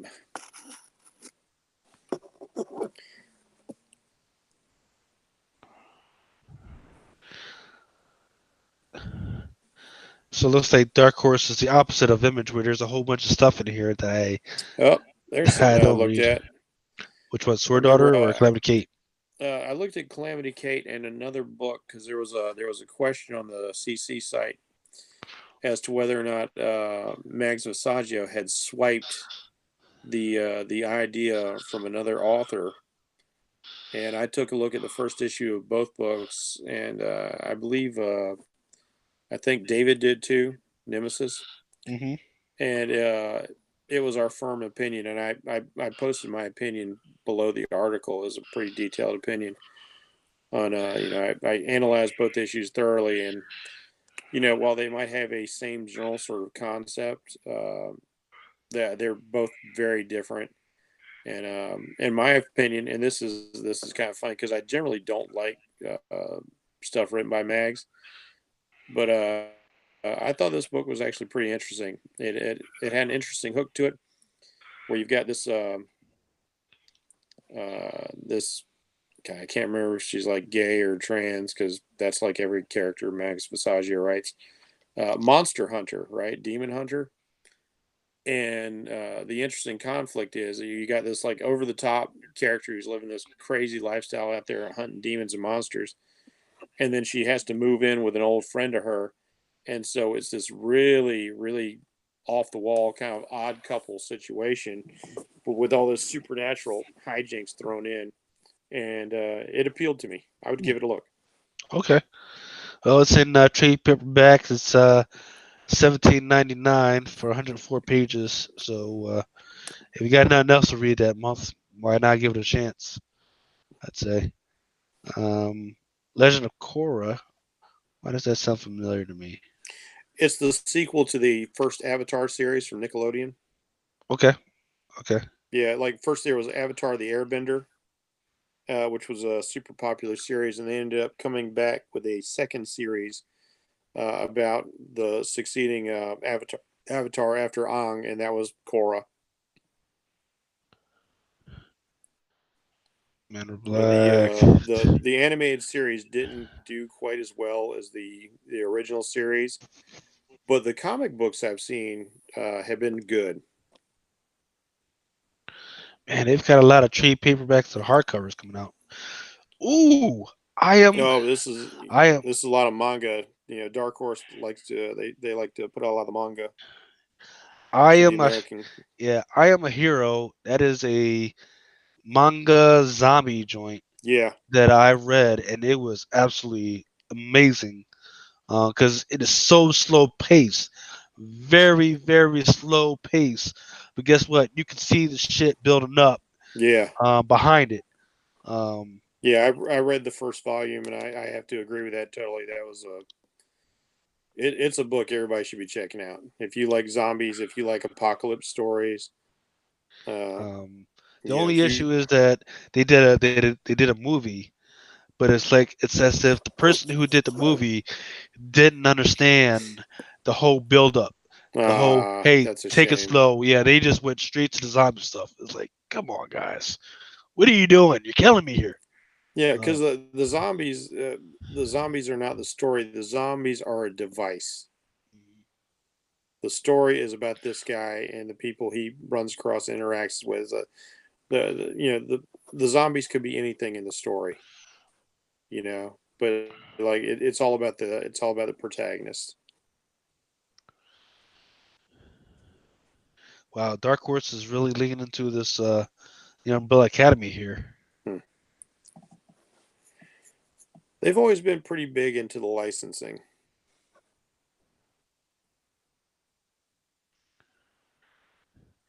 DC. Okay, so DC's putting their statues in here. Yeah. Yeah, I've like in the toy section, I've seen like all kinds of things lately. Everything from like polystone statues to high-end transformers, to Japanese import figures. Yeah, the toy section in the previews is really expanding quite a bit. Marvel Action Captain Marvel. The fuck is that? Okay, these if I'm not like go back a sec, go back to the cover. Okay, yeah, the IDW. This is Marvel parceling out their material to IDW, and IDW is basically doing um, more like kid-friendly versions of the characters. They're definitely aimed at a younger audience. Like as you can see from this cover, she's looking a lot younger than like a 28 or 35-year-old Carol Danvers here. The art style is it's all like look how cute the cat is. It's all definitely being geared towards a younger audience. They're trying to um, they're throwing IDW this bone to like put out these kind of like Marvel action, Marvel adventure sort of things for that Right. audience. Now I agree with you. That's what they're doing, but that's freaking stupid. You know why? Hmm. Because they've got all these other little books like Marvel Alpha Rising with like Yeah, Squirrel Girl and America Perez running around, and who else is out there? Kamala Khan, and you got Snow Guard all of a sudden popping up, and you got all these new characters. Why would you de-age Cat Marvel? Um, what? Just because you made a movie out of her and people were stupid enough to pay money to go see her? Come on, guys. it's funny because like even before they started like because they only started throwing these comics out here to IDW this year. But I remember for at least the past 10 years or so, I remember seeing like these little they were like almost manga sized comics and they were done in a much more kind of animated cartoony style. And it was the same kind of thing. It was targeting the next generation. They were hoping of comic book readers, definitely aimed at a younger audience. So how is this going to fare any better if that wasn't doing it back then? So I'm like you, I don't understand. So here's the interesting thing that for the speculator people, for every 10 copies of Marvel Action Captain Marvel 1 that is ordered, you'll receive one free Sarah Laver variant cover. So that's not here, but there is going to be a Sarah Laver cover out there that's a 1 of 10. So I know my particular shop, right? My LCS. They're not going to order 10 of these bad boys, right? No, So, because like 9 of them will sit on your racks forever. right. So, knowing that there's a 1 to 10, I might have to. I wish I had my pen. I'm going to have to freaking put this down and I'm going to have to order that just to see what it goes. Or actually, let's see if the cover is online right now. Let's see. Look at that gem of the month. I don't think so. I think that's questionable. Let's see.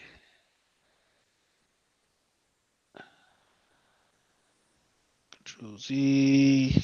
Z.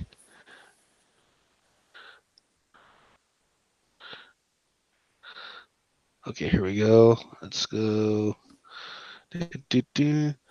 Which was the code? It was 0631. Let's see what this bad boy looks like. So this right here is so it's Spider Woman and Captain Marvel and the cat. So that is the 1 to 10. Hmm. So I don't know. I don't know, man. I think it's okay. It's not something to write mom about, but and I don't know what's going to happen inside the book, but Yeah, I don't think it's worth it. let's see, 633. All right, let's go back.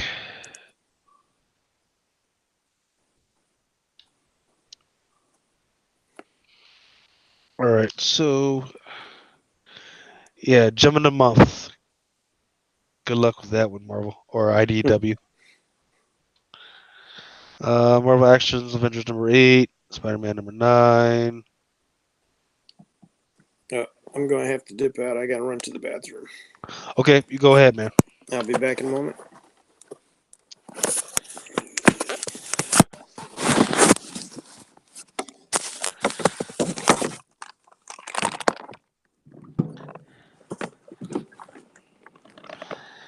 Marvel Action Spider-Man, Spider-Man Chase.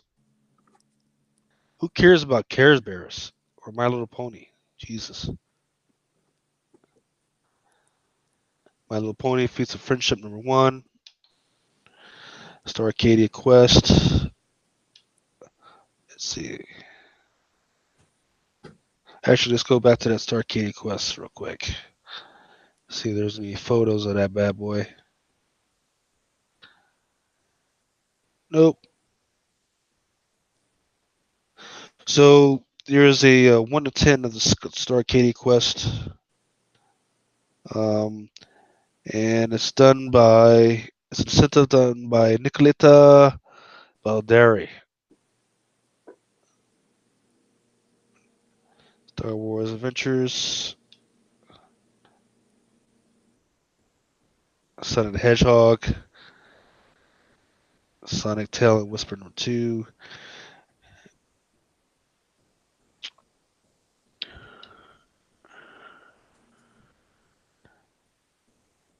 Let's see. Young Donald Duck on Scrooge number 48. DuckTales Silence and Science. Teenage Mutant Ninja Turtles 7. Teenage Mutant Ninja Turtles Shredder in Hell. If I remember correctly, I thought there was a. Nope, looks like there is no set cover for that one either. It's a great cover, but no incentive for this one. Rise of TMNT or Legends. Usagi Yojimbo.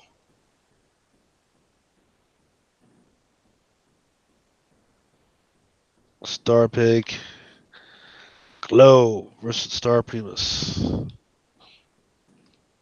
Transformers.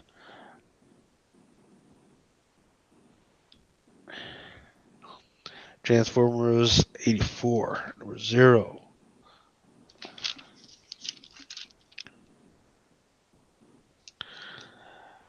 Transformers Ghostbusters number 3, number 5. G.I. Joe, Real American Hero. Magic Chandra, that's the comic book that's built off of the cards.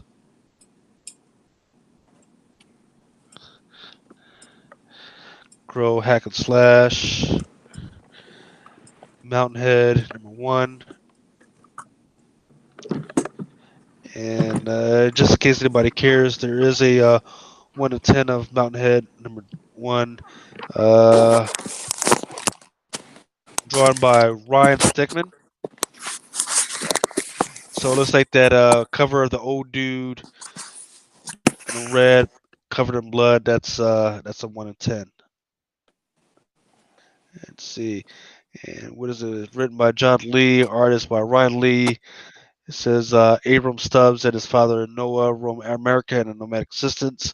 Convinced they are being pursued by sinister government forces, Noah has them living off the grid, burgling houses to survive elsewhere on Mount Fladuck.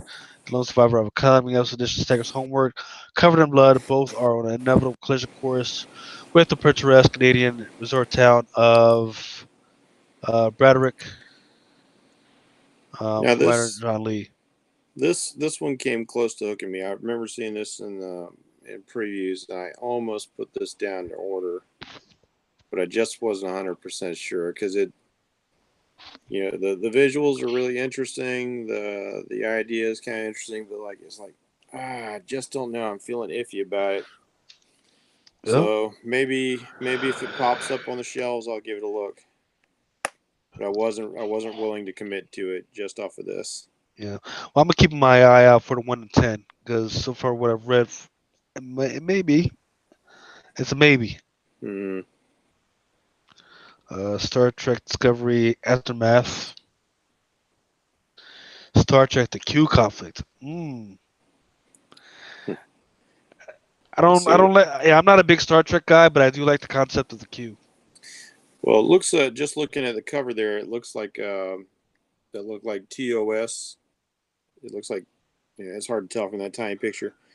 But I see Janeway. It looks like old school Kirk, a couple other people. So with Q, it looks like because they're also doing this in some of the games recently. They've got the actor in there voicing Q again, and Q is dealing with like pretty much all the various iterations of Star Trek. So it looks like they're pulling this out into the comic books as well. So that could be interesting. Mm. Well, yeah, I definitely like the cover. It's just that Mm-hmm. unfortunately Star Trek's not that hot right now. Yeah. Um, here's the Black Crown series, Each Stranger, Island of Dr. Moreau.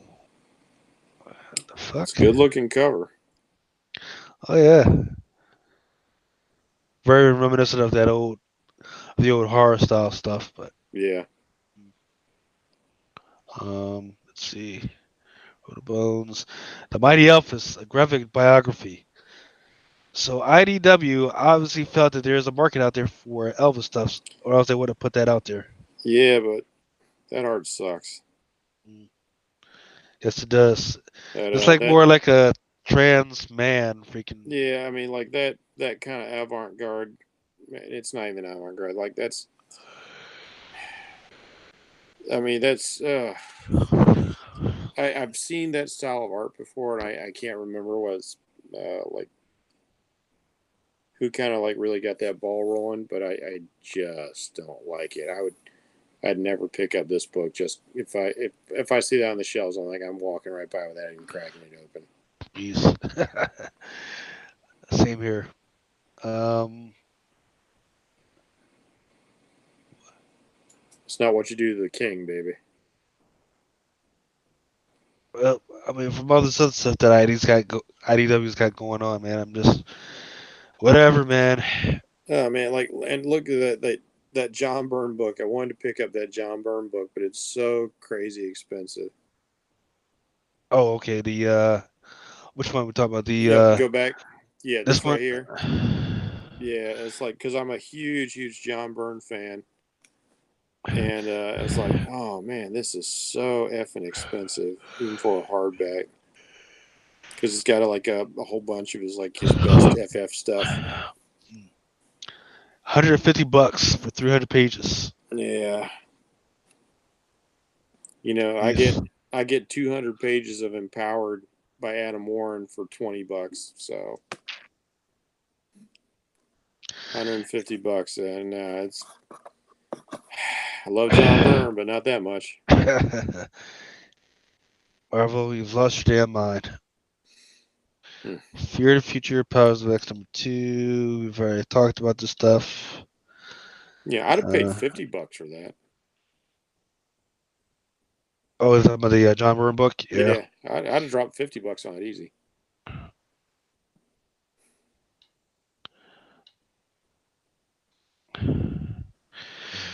Oh my goodness, just do it again with the freaking weird panty freaking bikini mankini. What the fuck? I don't get Oh it. man, what can you say? Is like the yeah, I can't remember when the devil was first created, but you know he's definitely a product of his time, and Dynamite they keep true to those old costume designs. They don't really update them, Well, which I'll is tell you. like kind of charming and kind of weird at the same time. Well, I'll tell you what, Dynamite. You really don't want me to pick up your freaking book? You really don't want it? Go ahead and put some metal spikes near my fucking junk. 'Cause that's all I'm gonna be able to. Okay, I'm not even gonna be. I would rather pay somebody to read the book, tell me what the fuck is going on and why he has metal spikes near his fucking junk. Maybe it's his version of a chastity belt. Shit. It's You funny don't. because like it doesn't endanger his junk, but he's never putting his arms by his side. That's for Yeah, I sure. mean, shit. You can't freaking pee, right?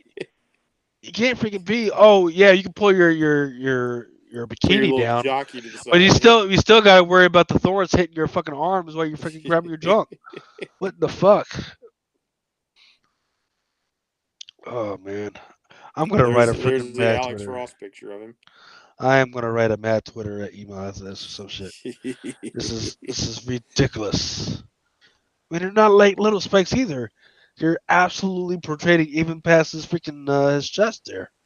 Holy Yeah, I mean, crap! like they're big enough to nail Jesus to the cross. I mean, there's some serious spikes. I mean, shit. And then he's fighting with boomerangs. Awesome.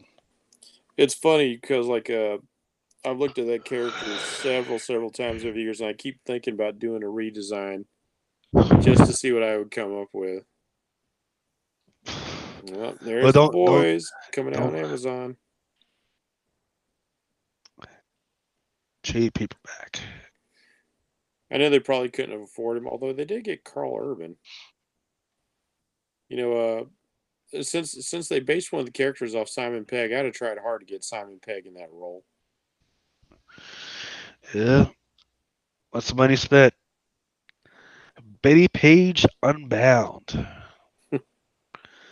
So somebody's obviously buying that stuff Yeah, because every month there's new Betty Page stuff. she's got a big cult following, that's for sure. But still, that's what I'm like. Wow, still. Yeah, it's just like there are fans who will pick up Spider-Man titles. It doesn't matter if the run is hot or not. It's like, oh, the series sucks right now. It's like, I don't care. I'm picking it up. It's Spider-Man.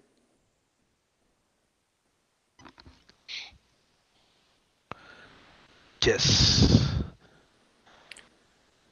Kiss. I don't know about Kiss the End. I haven't looked at any of the Kiss because like the last few series of Kiss that I've looked at have been kind of bad, and I'm a big time Kiss fan. I enjoyed that really hokey uh, Marvel Kiss run that they had way Mhm. back in the day. You know, it was definitely a product of its time, and I enjoyed the Image Kiss stuff. I enjoyed the Kiss stuff that followed the McFarlane Kiss stuff, and then like the last several series I've seen since the late '90s with Kiss have been like, eh. Yeah. But I'll say that cover looks friggin' jamming right there. Yeah, not half bad. Let's see who's the cover artist. Steven Stewart Sager looks like. I might have to So take a peek inside, see if I need to go back and collect the previous issues.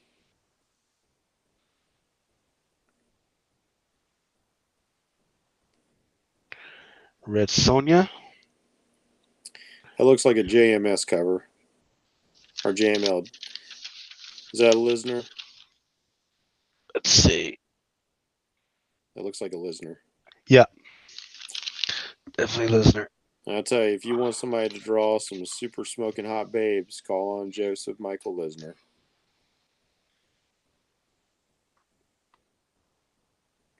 And his Cry for Dawn series has always been like way up in my estimation. Just some cool stuff. Hmm. Love his work. He was at Heroes Con this week. Was he? Yeah. Was he packed? I got a I got a bunch of stuff signed from him like back in '04, and then like somehow I didn't get all the comics I had of his signed, so I carried the spares I had missed like 15 years ago. Got him to sign it. Mm. Oh, jeez. It's It's pretty going cool out of because control. I got like this. He had a hardback, hardcover trade paperback there. Because I don't know if it came out in floppies. Odds are it probably did come up in floppies, but he signed that, and he likes to draw a little sketch of Dawn with like the Dawn's eye with the three tears coming down when he signs his name. And I got him to sign that, and I picked that up because it's the first time Dawn's ever had a crossover. So Dawn Vampirella with a cover art and interior art by Joseph Michael Lisner. Well worth it. Man, I would have liked to have seen some of that stuff out there. Red Sonja and Vampirella versus or meet Betty and Veronica. Um, It's the weirdest idea. But Archie always has the weirdest crossovers. Archie meets the Punisher. Archie meets Predator. yeah, that's a TV series that I started on. I just haven't gotten back to it. Red Sonja, Birth of the She Devil. Oh, that's a really great cover. Mm-hmm. Once again, Lucio Perillo Damn, hit or that's nice. yeah, hit or miss, and he hit on this one. Let's see, and there's a version for $50. Yeah, I like that because he's really going with that almost Frazetta style there. Like, I don't give a shit if a metal bikini doesn't make any sense. Boom, she's wearing it. See now. That looks like a David Mack cover. Mm, Kind of has some of his style.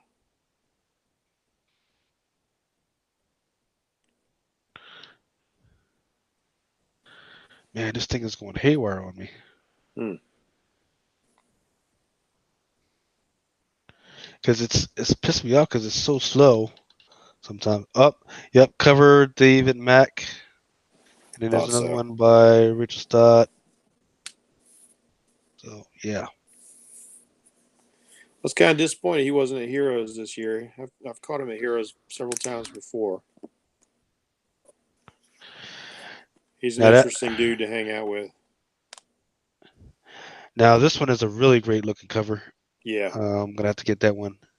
that is like phenomenal. I'm not aware if that's a common homage to a previous cover, as John might have been saying, or was it Nico? One of them said, but like, wow, what a great image. It's Stanley Art Germ cover. So Hmm.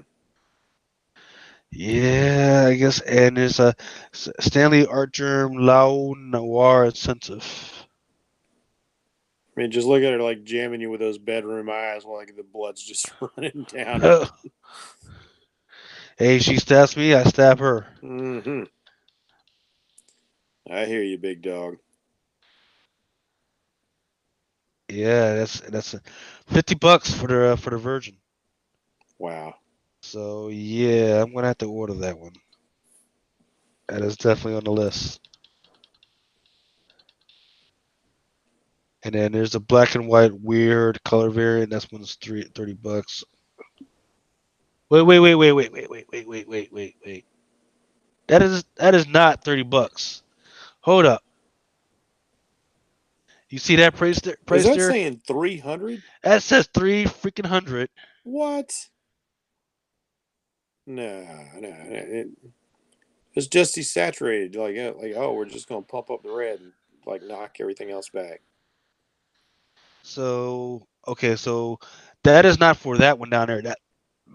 This one for this one up here. Vampirella number 2, the Stanley Art Germ Lao Rare Blood Moon variant. $300 for that freaking thing.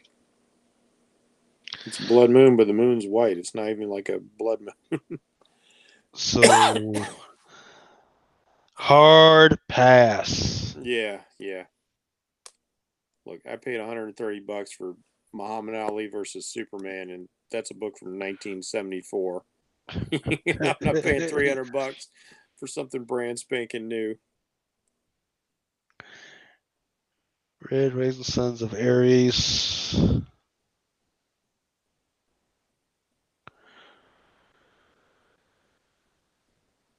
Hmm. That's a weird title for a Garth Ennis. Earth. Yep, you know it's going to be strange if it's Ennis. Let's see now. What else Oh we yeah, got I saw here? this. Hack and Slash meets Chaos. Evil Ernie and all that crew. Hmm. Haven't heard about Eva Ernie in a while, but Well, Polito, he's kind of been doing a lot of crowdfunding lately.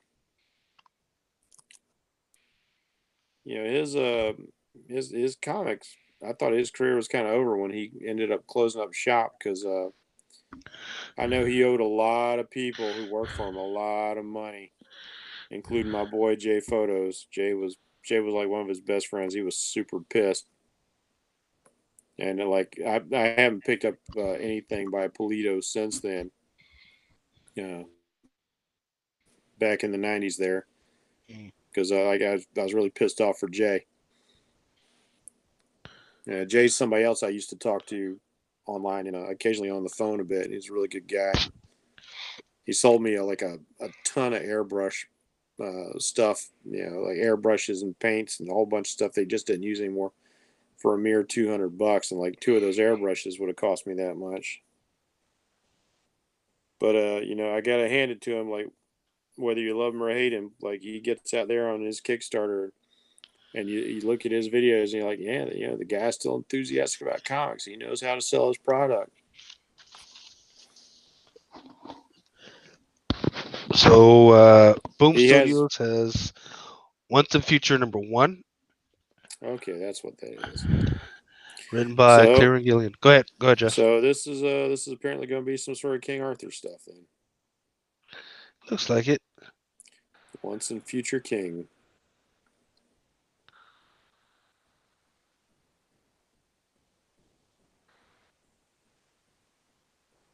I mean, how many times are they going to revive that old story?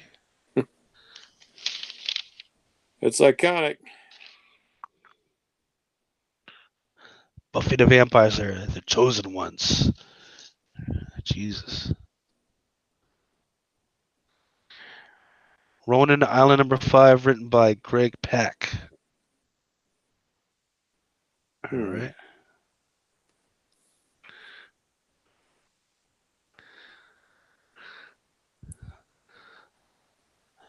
So Boom is coming out with a lot of graphic novels. Over the Garden Wall, Soulful Symphonies #1. What? A lot of these just don't look enticing to me. I'm sorry. Hmm. Mighty Morphin Power Rangers, gotcha. I know the series that they've been putting out, just depending on which series it has been like a hit or miss with me. I think some of the Power Rangers stuff has been pretty good, and other stuff's been like, yeah. Hmm. The Art and Many Other Mistakes of Eric Powell. It was kind of funny looking at him in that picture right there. He looks a lot like, oh geez, what's the Pineapple Express guy? Seth Rogen. Yeah, he looks like Seth Rogen there. Bone Parish #12. I think there was the rumors about that being turned into a movie. Hmm. Um, let's see. The Dark Crystal. I thought I heard something. Nah, I wish that they would make a revival out of that one. Freaking. Well, funny you should say that because Netflix, I've seen a trailer for the Netflix Dark Crystal series, which is a prequel to the Dark Crystal movie. So it's going to be about how the Dark Crystal is formed, if I'm not mistaken, and it's all about the Gelflings and their conflict with the Skeksis. Okay. And it looks like it's mostly done with good old practical puppetry, as you would expect from Henson, although they do a lot of CGI stuff now as well. So I'm really looking forward to that.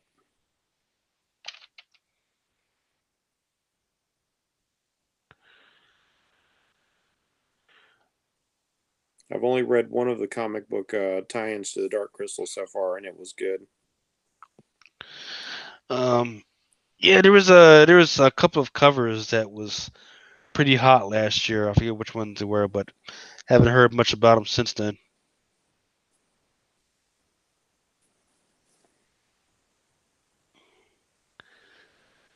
Snowpiercer. Can't wait for that to come out. Oh man, did you ever see the movie? Oh, yeah, I freaking loved it, man. I was like, Freaking epic movie. I was so weirded out. Like, I didn't understand. Like, how the hell is something this good coming out on Netflix and it wasn't in the theaters? Well, here's the problem. Weinstein squashed it. So Harvey What happened? Weinstein. Somebody didn't go up to the room with him, get into the hot tub with him. What the fuck? Well, here's the thing. Weinstein didn't think American audiences would get it, and he wanted to trim about 20 minutes off the film, and the director wouldn't budge. And so he's like, basically, oh well, f you. We'll just like do a super duper limited release and then put it out direct on video. But like everybody saw it, loves it. Like critics and viewers, moviegoers are like, and he just didn't think. He said like this movie could succeed everywhere except America. It's like, Harvey, you're not right all the time, buddy. Very, very wrong. Bad reception. I mean, he obviously had some good instincts about film, but not always the case. And absolutely appalling instincts when it comes to women. Let's see. Bad reception number 1. This one is by Aftershock. Says done by Juan Doe, writer and artist. Paul Azaceta is in the center cover. Says it's a celebrity wedding of the century set in an undisclosed remote location with no access to Wi-Fi, cell phone reception, or the outside world. But the dream wedding becomes a nightmare when one by one the guests are brutally slaughtered by a mysterious killer who brands his victim with a hashtag. Huh. So Interesting. I don't know. Yeah, you might have I'm piqued I'm my a little interest. intrigued. I'm a little intrigued. I gotta admit. I mean, the visuals are pretty striking. I like the setup, but honestly, this seems like something that should be like a TV series for a season. Um, yeah, I'm gonna check it out. Dark Red number 6. I believe I've got maybe a number 4 as a number 5 inside my box right now to review this week. So I'm gonna give it my all on that one. Um, This looks that's like a kind of a creature feature. Looking at that sign. something not human, not vampire, something hungry. Hmm. Interesting. I do like my monster stories. Knights to Pearl, Descendant number 4. Animosity. That's another one that shot up. It was really great, and then everybody just stopped reading it at the same time. So, Hmm. Baby Teeth number 15. Dark Orc. Dark Orc. I did not know there was a volume 3. I knew there was a volume 2. So I got to get back into that one. Oh, so Wando did Dark Arc? Okay. I did not know that. Um, I can't help but think like, is that an alias? what, Wando? Oh, Yeah. it's got to be It's John, like because Juan is John Doe or John. Wando. It's like Yeah, it's got to be. the unknown Latino guy. Um, Monster Hunter number 5, Orc for the Mary Age of Shelley's 5. Monster Hunters. Hmm. So it's going to be tied into the Frankenstein mythos there. Maybe they're trying to do a little bit of League of Extraordinary Gentlemen kind of thing. Volition. And then we get the much smaller Andy guys. The Goon! Speaking of the Goon, I got a little bit of news from Eric Powell. I don't know if you ever got to see it, but years and years and years ago, they had put out a proof of concept trailer done as a CGI animation for the Goon, in a cartoony kind of style. It matched Powell's artwork, and so I got a chance to ask him at the con. So whatever happened, I got really excited when I saw this trailer, and nothing ever came of it. And he assured me that the project is not dead, that the Goon animated film is still moving forward. It's just been a long, slow process. Really? Yeah. Okay. I didn't know it was in development or anything, so Yeah, if you I would have to take get a on look at it. YouTube, I bet you can. I bet you can find the old proof of concept trailer. Zorro. Century of Swashbuckling #1. And it looks like Zoro is fighting Cthulhu. The fuck, man. Well, so the interesting thing that I came across while I was doing some uh, research on characters that were stolen, Mm-hmm. and I was coming across some an allusion to. So there's this character out there who he works out of a bat cave. He's the richest guy in the city, and he has a butler. Now, who do you think that is? Well, I know who it sounds like. Right, it's Zorro. well, So, Frank Miller did homage, and maybe he's aware of this. But like, if you remember The Dark Knight, Frank Miller is the guy. I'm pretty sure who first started that concept that the Waynes were off to see the mark of Zorro mhm. when they take that shortcut through Crime Alley. Right, yeah, So yeah, he yeah, yeah. definitely acknowledged that this is part of where Batman's beginnings came from. Yep. So, But yeah. Batman owes as I'm- much to the Shadow as he does to Zorro.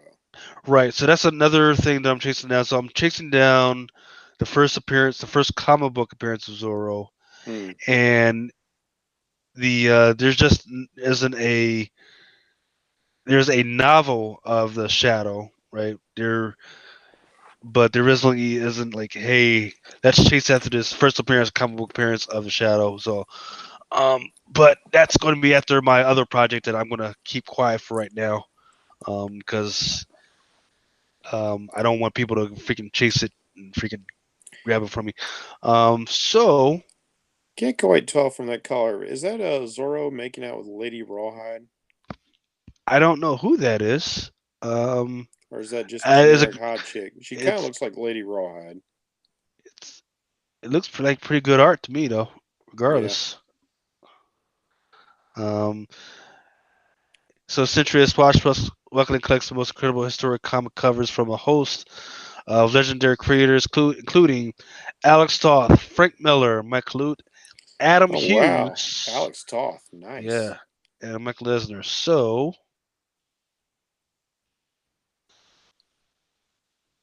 interesting. So I'm gonna keep an eye on that and see.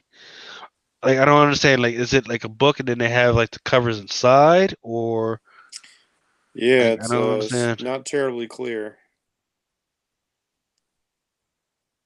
'Cause I see all the rest of these, but I don't see any Because other covers. that's making it sound like kind of like an art book. All right, on to the next thing. Got some capers. Let's go up a little The bit. Land That Time Forgot in comic format. What? The Three Stooges.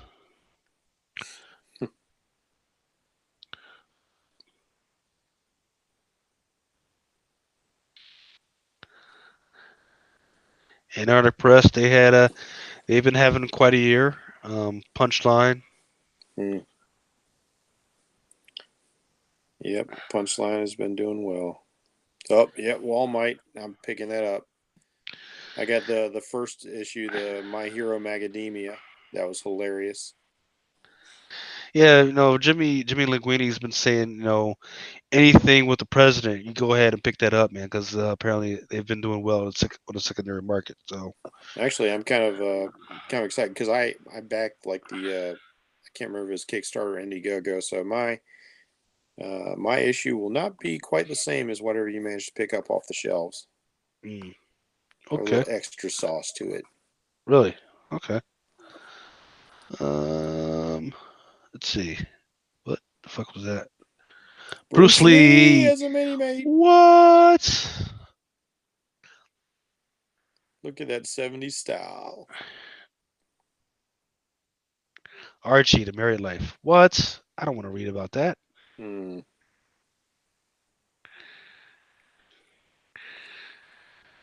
It's funny because most of the time I do like when characters progress and grow and change, but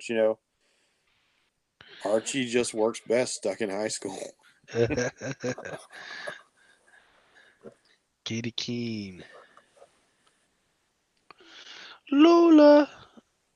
I don't know anything about the book. I just wanted to say the name. No, me neither.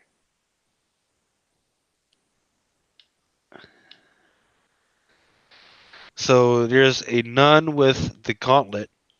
Warrior Nun. But not the Warrior Nun I thought. This is Warrior Nun Dora. So I wonder if it's connected to the old Warrior Nun comic. Warrior Nun, gotta start with a name. What was it? Warrior Nun, like, shoot, I'd have to look it up. So this is about Warrior Nun. It is now a Netflix original series that relaunches this summer for readers of all kinds with a new nun, a new attitude. Okay, so it So, definitely sounds like a continuation of the old comic. I'm gonna have to look that up because I never heard of it. This is the first time I'm hearing anything about a nun getting a TV series. Plus, she's got a freaking Infinity Gauntlet. So come on, man. Well, I know it's only got one jewel, but still. she's only got the time stone if you're going by the movies. I think the green stone in the comics was the soul gem. Yeah. Well, if you go by the multiverse, different multiverses have different numbers of Infinity Stones. Yeah. Some have 2, some have 4, some have 6, some have 7. So Maybe the nuns only has the one. hey, One stone to rule them all. In my cool movie guy voice, in a world where the Infinity Stones are all encapsulated in one gem, this nun is out to kick some cosmic ass. I just want them to bring in the one above all, man. I Mm. just want them to introduce that. That would be awesome. That would actually be the perfect way to just end the Marvel movies. If they ever get to that point where they're just going to like, all right, let's go ahead and bury this cash cow, have him show up, And and then he then then he takes it his turns mask out to off as be Stanley. it's Stan Lee.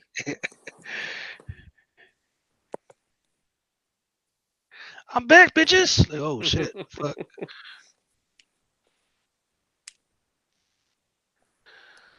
Nope. Warrior There's Nun the very original nun. That's it. intriguing. Yeah, I knew it was like a manga. Just couldn't remember the name at the time. Shotgun Mary. Let's see, they got a few others. Warrior Nun, Scorpio Rose, Yeah. branching out.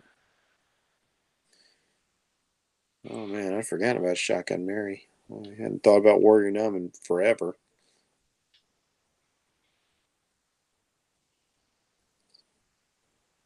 From Hell's Heart, celebrated work of Herman Melville.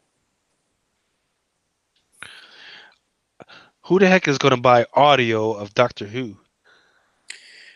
Now, what's interesting, like I can see that selling across the pond, as it were, and maybe like the biggest Who fans over there, because like in the periods in between Doctor Who series, they did keep the story alive with several audio dramas, often using actors from the shows at the time. So there is a market for it. I just don't know if there's a market for it over here. Well, I mean, I'm a Doctor Who fan, and I wouldn't buy that shit. I mean, why do I need to bulk up my room with more CDs? I mean, jeez. Psycho test. Well, I'll tell you what, man. You just get it. You just burn the CD to an MP3 and then sell that shit. The Who? I mean, yeah, I've got my laptop that can take CDs, I guess, but jeez. I guess I can stick it in my car, I guess. Okay, everybody, this is the porn section, so if you want to turn your kids away, Yeah, it's boundless, all right. go from Boundless to Bungie. Nope, Dead World. Caliber Entertainment still making it.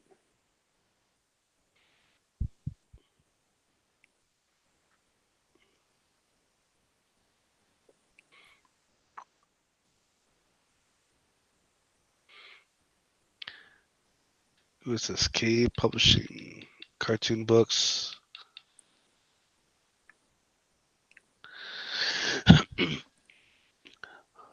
It's like a kids section for Star Wars stuff. Yeah. 'Cause, yeah, that's the big Disney market is chillins. The Wailing Blade. Somebody I doing a picked little it up. Lovecraft. Squarriors. Is that a squirrel with blood all over his freaking mouth? Jesus Christ. Yep. Oh, it's Squarriors. Yeah, Jesus. Squarriors, warrior squirrels. Oswald the Lucky Rabbit. Search for the Lost Disney Cartoons Limited Edition. Jeez. The pre Mickey Mouse.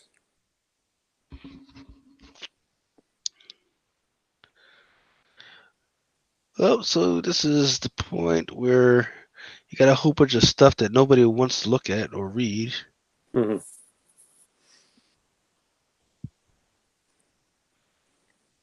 Some more of those dead covers.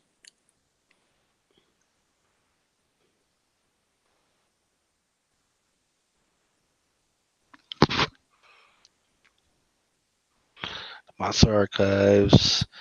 Famous monsters of filmland. Are we doing another movie tomorrow? You know? Yeah, I don't know. I can't remember Al saying anything about this week. Because I know he didn't do it last week because I think I forget whether it was a graduation or Yeah, what. his daughter was graduating high school, Right. and I missed the Santa Claus versus the Martians, which really upset me because of work stuff.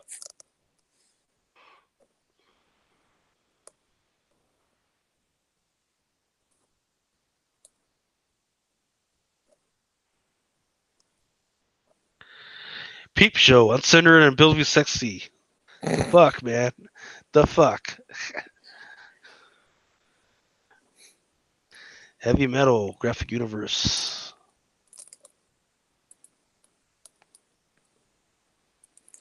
Now I don't know how it's doing, but like earlier this year, I picked up 2 issues of Tarna, which was the last story in the old heavy metal animated film that came out in the 80s. And the first 2 issues were actually pretty good, but I kind of forgot about it. I kind of lost track of it. I wonder if that's still going on or if it was just a limited series.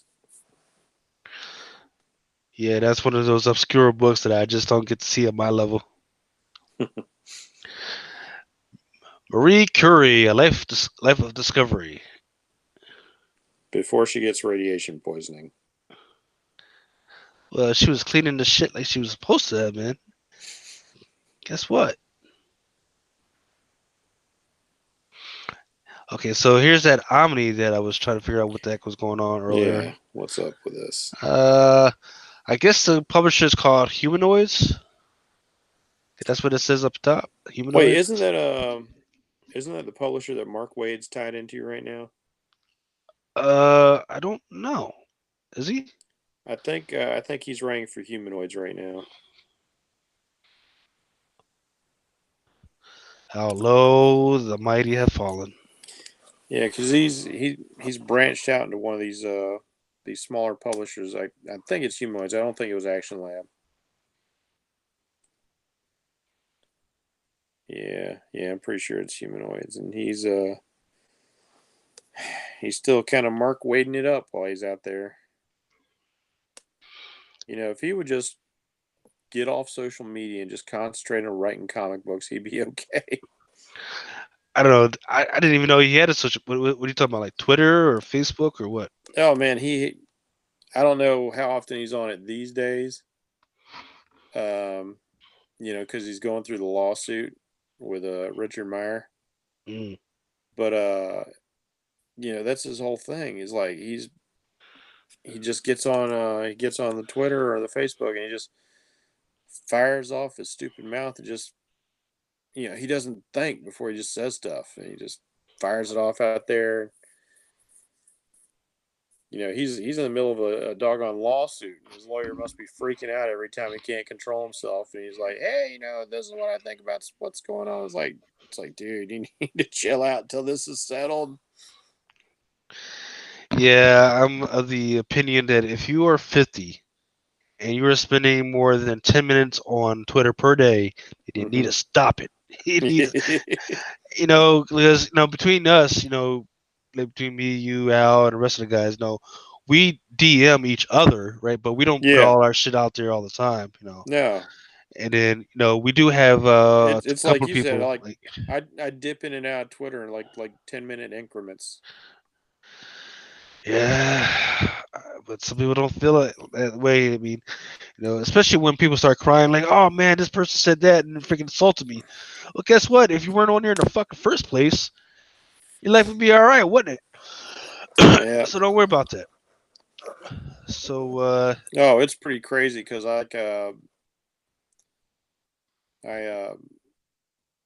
I don't want to. I don't think I'll name names on this, but I disagreed with a comic professional on something they had to say, and the next thing I know, like all their little fanboys jumped all over me. I was like, "Geez, well, this ain't worth it." And they wonder why sane people don't use Twitter a whole lot more. I ain't yeah, got time to be out there all day and and just you know field responses to 100 people who've decided I'm the worst person in the world all of a sudden for a comment. yeah. Well, it's like freaking OJ, man. He started up his fucking thing, and he immediately got attacked. Immediately, there was no, hey, freaking, let's sit and watch what this guy does for like 2 or 3 days. Nope, he immediately got attacked. So, like, It's dude, like people are waiting. It's like, oh, yeah, OJ, I've been waiting all my life for this ever since we got. Surely OJ's gonna pop on the social media one day. I yeah, finally get to say something to you. like, like, dude, man, fucking dude. Um, okay, well, Robert Silverberg's colonies return to Balzagor. The art looks interesting. Hmm. Um, we are humans, we are sci-fi. Book one in a Balzagor trilogy. Okay. Yeah, so it looks like we're in the novel section. Yeah, that's what I'm trying to. Oh yeah, it says graphic. Yeah, graphic novels and print. Okay. Oh, there's a Neon Future again. Oh, look, some more AOC. AOC, and this time she's Mm. not getting bitch slapped by DC for having that Wonder Woman cover. Now she's just got a little Spider Woman logo on her Yeah, backside, it's a little Spider Gwen. She's got a hoodie, and she's got a whole lot of assets with her. but yeah, more than Brie Larson. A new superhero parody series breaking out of the Donald Who Laughs. The Donald Who laughs. That's pretty good. Yeah, look, she's got like 8 freaking. Oh, is it 1, 2, 3? Well, she's got 4 legs or whatever on there. Well, 1, 2, 3, 4, 5, 6. Yeah, so So she's yeah. doing a little bit of Iron Spider. There's every chance that could be something worth money one day. Oh yeah, I mean, Yeah, like I don't. gimmicks Yeah, can sell, especially if she if she doesn't crash and burn politically. It might definitely be worth picking up. I feel sorry for her, man, because she's young, she's got the face everybody wants to hear what she says, Hmm. but she doesn't take the time to go, no comment. Yeah, She doesn't have to answer everything, right? sometimes silence is a valid answer. Yeah, it's like I'm not expecting her to come up with the answer to life, man, but she feels like every time somebody asks her a question that she has to. Yeah, So she should just, calm down. Say, hey, no comment. But yeah. whatever. It's like the old gambler said: you got to know when to hold them, you got to know when to fold them. And she does not have that level of discernment. Not yet, anyway. Uh, what are these? This Line Forge. Infinity 8. I gotta pick up back with that one. That was a I great can't story. remember if I don't think I reviewed anything from Lion Forge yet. Have you? Yeah, I've done. I did Infinity 8, which is about a uh, a astronaut in the future who she's sent out to go on these missions, and she's supposed to capture or rescue this crew. But where the crew is very dangerous. But the captain has this power, right, Mm-hmm. to rewind time. So if she fucks up, the captain can just rewind time until she gets it right. Hmm. Um, so I think I've read the first three issues. It was pretty good. Once again that's another story that I need to pick up. Um, and some of these publishers, man, they really need to do a better job of keeping my attention and making sure that I know what the heck is Yeah. coming on, man. Like Midnight, this Midnight Task Force. It's an absolutely amazing freaking book, right? The art is really detailed, the story is really good, but I keep forgetting that it's even out there. Um, Yeah, I hear you. You got to like when there's so much to go through and like the previews, you've really got to stand out. And even if you stand out enough that like you pick up that first issue or two, it's a shame that like these smaller guys can only afford so much space in there. But they're like, get out there on the Twitter, the social media, the Facebook, something. Make sure people know your book is coming out. Like some of the indie comics I follow, um, like Geek Girl, hmm the creator of Geek Girl. I'm constantly seeing that guy posting up on Twitter and Facebook. I always know when his stuff is coming out, and I appreciate that because otherwise that would just fly under my radar. it's a shame. I mean, I definitely want to support the little guy, Yeah, and especially when the books are really good. But I feel really sad that I only get maybe like one or two, and then I forget, and then it's like, oh well, it's on to the next one. yeah, because Yeah. especially like somebody like you who's buying like a lot of comic books, it's easy for them to slip through the cracks. So you creators out there, um, you know, follow Geek Girl's example. You can't just rely on a little spot and previews to make it. I mean, look at how many pages we're going through, and there's like 10 comics on that one page right there. Get on the social media. You know, be loud, be proud. Make sure people hear your voice, see your product. Constantly update. That's the only way you're going to get noticed. I mean, I would love to give shout outs to each and every one of these freaking books, but like, come on, Jesus Mm-hmm. Christ. We're on page 381. We have gone through 381 pages, and this was after we had to go through the Marvel stuff and the DC stuff, which wasn't even in this freaking book, right? Yeah. So I guess that's what I need. I need two things. I need freaking DC and Marvel to put their stuff back in this freaking book, right? It Mm-hmm. doesn't have to be anything ostentatious. Just put them back in this book, and then for the little guys, um, don't let me forget that your books is even there. This previews is not enough because I don't carry this previews book with me when I go to the store. Yeah. You know, it's sad that I actually rely on Midtown Comics website to freaking tell me what's going on when I'm in the store. I got my pull. They give me my pull, but then I pull out the Midtown Comics freaking website to see if I missed anything. Yeah, because Yeah. these things are like what 3, 4 months out. Mhm. Yep. It's easy. See, It's yep. easy to forget like something you passed on ordering right away, but you still want to keep an eye out for. It's easy to forget about that title in 3 months' time when you've looked at hundreds of comic books. So like I can't stress again the importance of social media presence. A lot of the smaller creators I've started following have been popping off with YouTube channels as well. And if I like you, I subscribe because that's just another way for me to get updates and they'll double up. Like they'll be like, hey, I got this YouTube video on my comic. Yeah, he'll post that up on his Twitter. So like I'll see that, like, oh, that's cool. Then I'll go to YouTube and watch where he can like really get into like the bigger details and the minutia of what he wanted to talk about. It's worth it, guys. It's worth your time. Do it. Yep. So I'm gonna end this podcast on that bitchy note, because there's just way too much stuff to go through. I might do another one maybe next week where I just go through the indie stuff.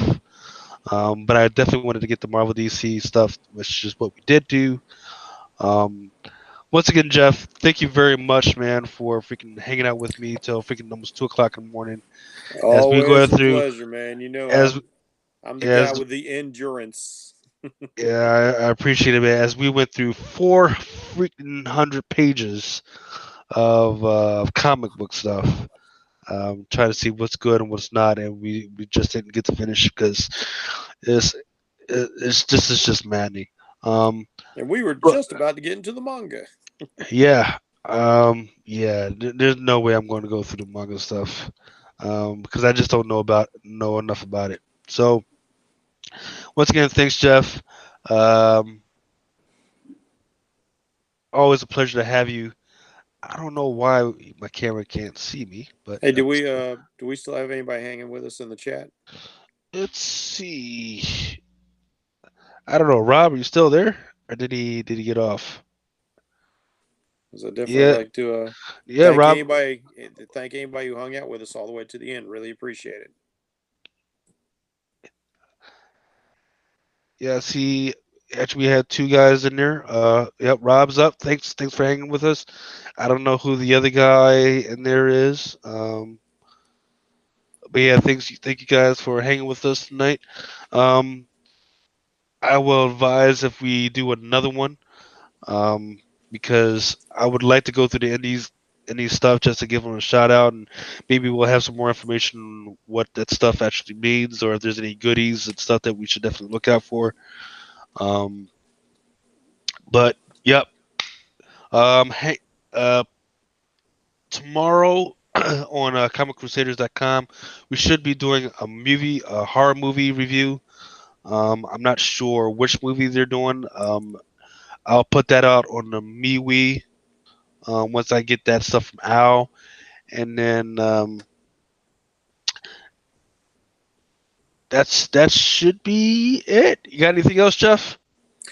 Only as far as the movie's concerned. For those of you who aren't in the know, YouTube for some reason has been dinging us for putting out um, public domain content, and so um, Al, I don't know for sure. Like he's working on a different channel. I don't know for sure if he's going to be putting the movie in our ripping on it on a new channel, on a new YouTube channel per se. But if you follow the Comic Crusaders, you will find it on our Twitch, and there will be other platforms as well. I'm sure like Al will have it probably listed somewhere down in the description. All the other places to follow us because we're really upset by the treatment YouTube is giving us. Because it's public domain content. That's fair use. There should be no issue whatsoever. All right. Uh, Sounds good. All right. Once again, thanks, Jeff. Thanks, Rob. Thanks, all you guys for hanging out. Thanks, Nico and John, for hanging out with us. Thank you, Lucas. All right. Until next time.